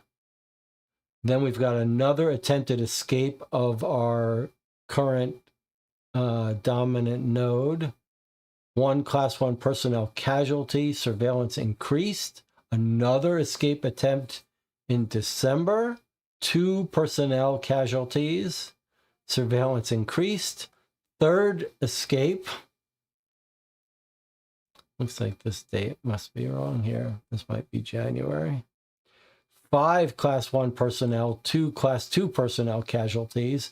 That's when they moved her to the concrete cell with 24-hour surveillance. Then she's entered a hibernation, continues in hibernation March 2011.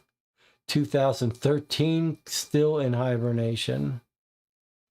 2023, 10 years later, conscious again. Whoa. In hibernation for over a decade and now has woken up.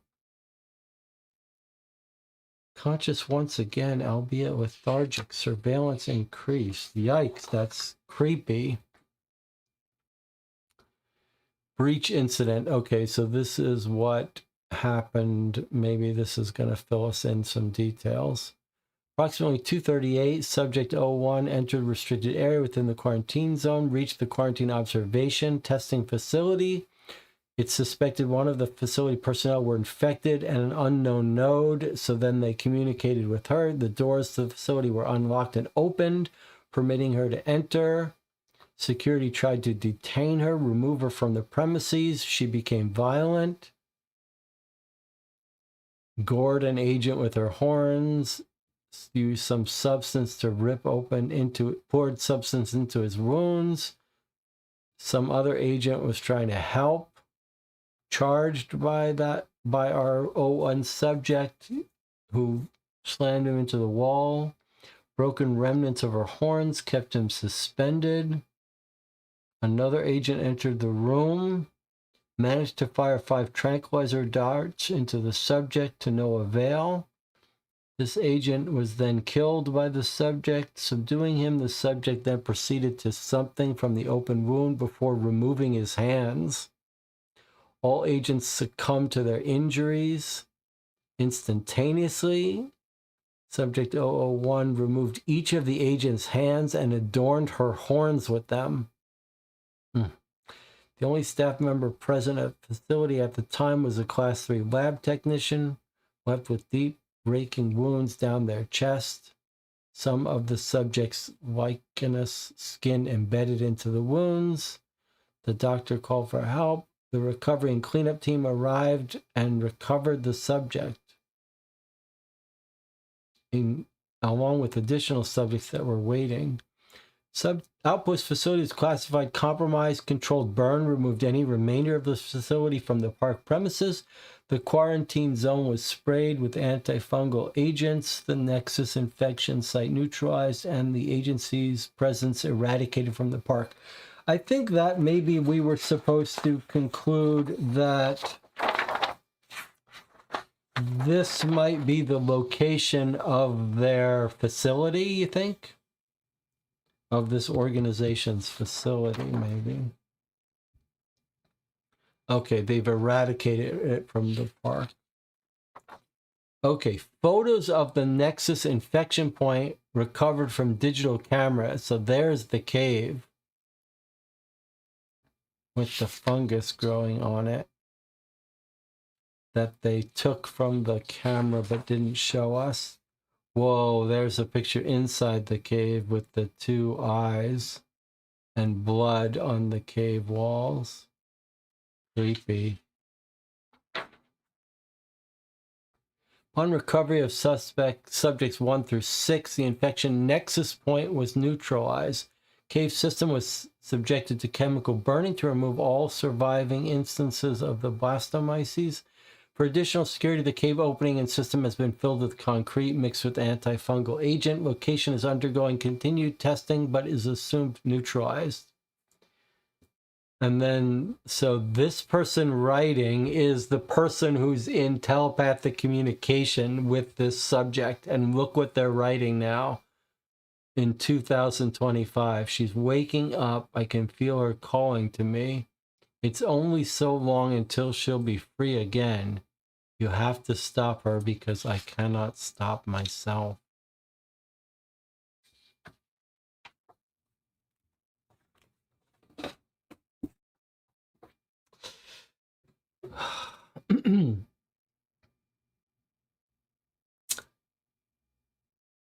Seems like the bond was the Nexus. Didn't know how to know which one the bond was. Maybe we overlooked it telling us. I'm not even sure it really was Brooke. I guess it was the email that made us think it was Brooke.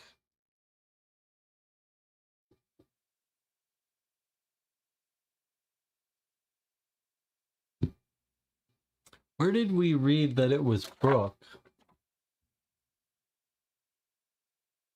No, this was our... It was here. Why did we conclude it was Brooke? Oh, the infection went dormant within the agents, but may have begun undergoing a metamorphosis as Brooke Hendricks, the entity, appears to be waking. So yeah, it was Brooke. So maybe we were told she was blonde and we just overlooked it. Doesn't really matter. It says typical. They haven't killed it because it's fun experimenting on it. All right, so now is when we need to talk about the game, but I guess we're going to do our normal thing by taking a break, but it's only going to be a 1-minute break. So about a 1-minute break, then we'll come and talk about the experience of playing Curious Jasper Park. YouTube says 20 concurrent viewers. Maybe 18 of you are asleep, but 2 are in the chat. Maybe a couple more. We're going to take our 1-minute break, and then we're going to talk about the experience.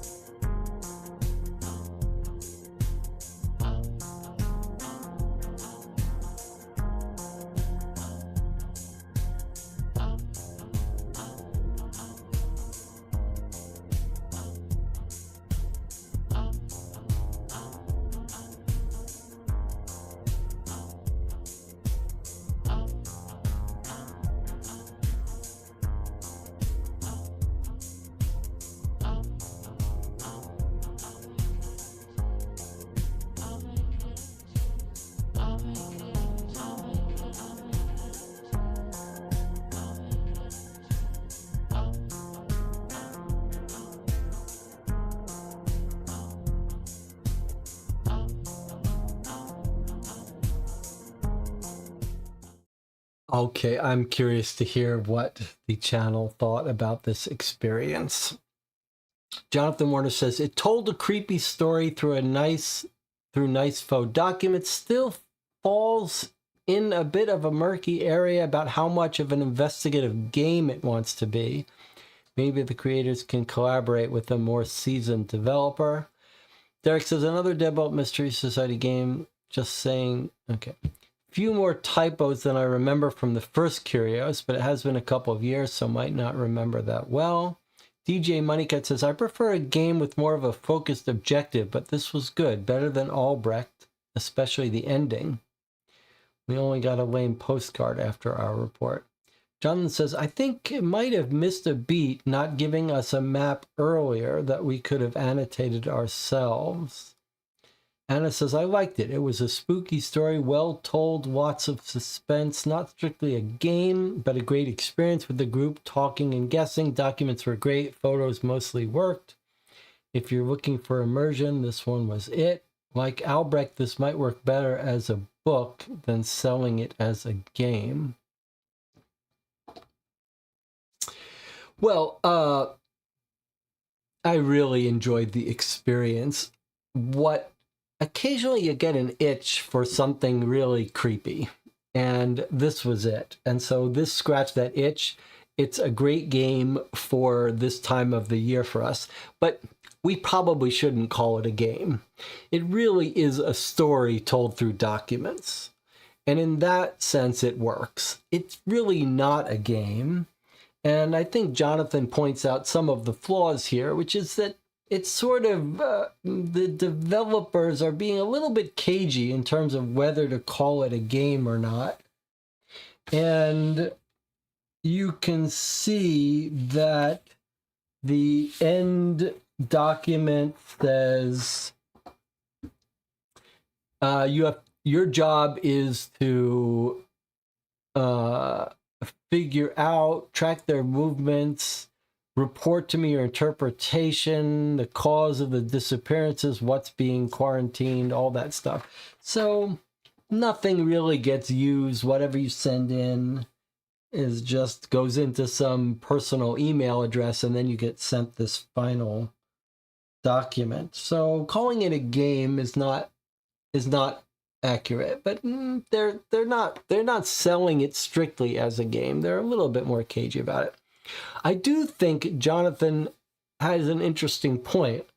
Like, they used this symbol thing to help us with the map, but it might have been smarter to have some element where we could use landmarks to figure out where things were and then figure out where to go. So in terms of our actual active involvement in solving this case, very minimal. However,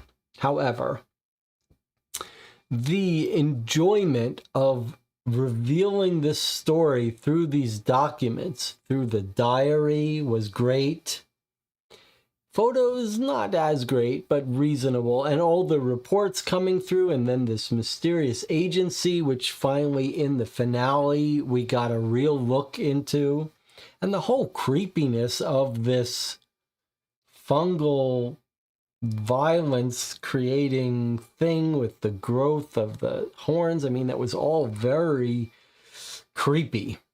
So I loved the creepiness factor for this, and it very much did satisfy my interest in having a story told through these documents.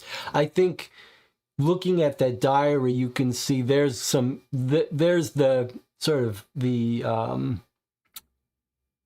the apotheosis of the storytelling here, that it took its time. It told that diary very slowly and believably and realistically. We got an insight into the trip and the different people and how they were friends.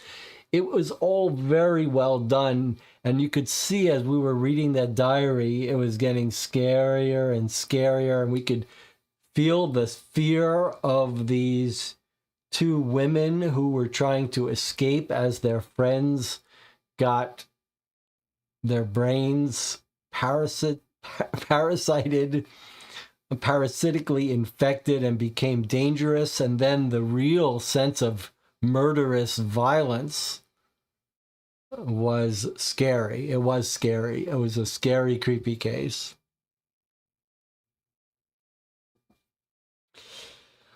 I think maybe it could have had a more clear question at the end if it wanted us to ID Brooke. Yeah, I do think that like, even picking Brooke, even when we guessed it was the woman who escaped, it was Bond, it was weird that we couldn't. Maybe if we had reread everything, we would have figured out it was the Bond, which one was the Bond. But even if we had, I think you could say, well, is it really going to be her? I think we made a convincing case that it should be the one with the animals behind following them. So that would have been Casey. Even if we had known the Bond one was Brooke, I think you could make the case that it should be the one the animals follow. But I don't know. But I love the story. I love the story that was sort of, is it extraterrestrial? Is it an Earthborn infection that has jumped the species? And then it was driving people crazy and deforming them, and also had this extraterrestrial communication. I liked it. I liked that mysteriousness of it. And it's okay that it didn't get 100% resolved. I think for me, for this kind of case, completely satisfying the way it ended. A satisfying finale, which is hard to do correct. Maybe those of you who want everything tied up in a bow might not be 100% satisfied, but I think for me, I got enough of it that it was very satisfying, and very cool how it was in hibernation for 10 years, and then right up until now, the last page of that document is like she's waking up. Very cool. Any guesses about how Brooke became the Nexus? She wasn't the first to get infected. That's a very good question. Like, why did Brooke become the Nexus? No real explanation about that, huh? Yeah, I think that's odd. No explanation. It would have been better if it gave us some reason why Brooke would be taken over. Maybe Brooke ate the deer. She just happened to be the one that killed and ate the deer, and so she took it over.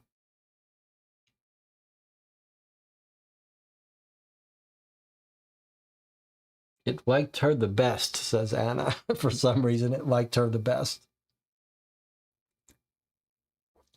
All right. So we've played for 5 hours tonight. Are we still thinking that we should play again tomorrow night, which is tonight? We could play something short. We could play another Deadbolt. We could play one of those short exit games. Maybe that's what we'll do. All right, so I am going to schedule something for Saturday night tonight. Don't feel pressure to join me for it. Everyone's got their lives to lead, but I really do appreciate the company for this one. You can't play these creepy games alone. They're too scary. All right, so what's your homework for today? Watch Annihilation, the movie, and maybe watch Outbreak with Dustin Hoffman. A little tangential related. And then the chat was talking about the Plum Island mystery. Maybe if you're looking for something creepy, scary to read, check that out. Maybe an audiobook. A pleasure as always. I'll see some of you tomorrow and some of you on Sunday. Join the Board Game Geek Guild for this channel and visit our forum on Board Game Geek. There's a thread that Jonathan Warner started about our Halloween 2025 games. Let me know which of those you're most interested in playing. I'll see you then.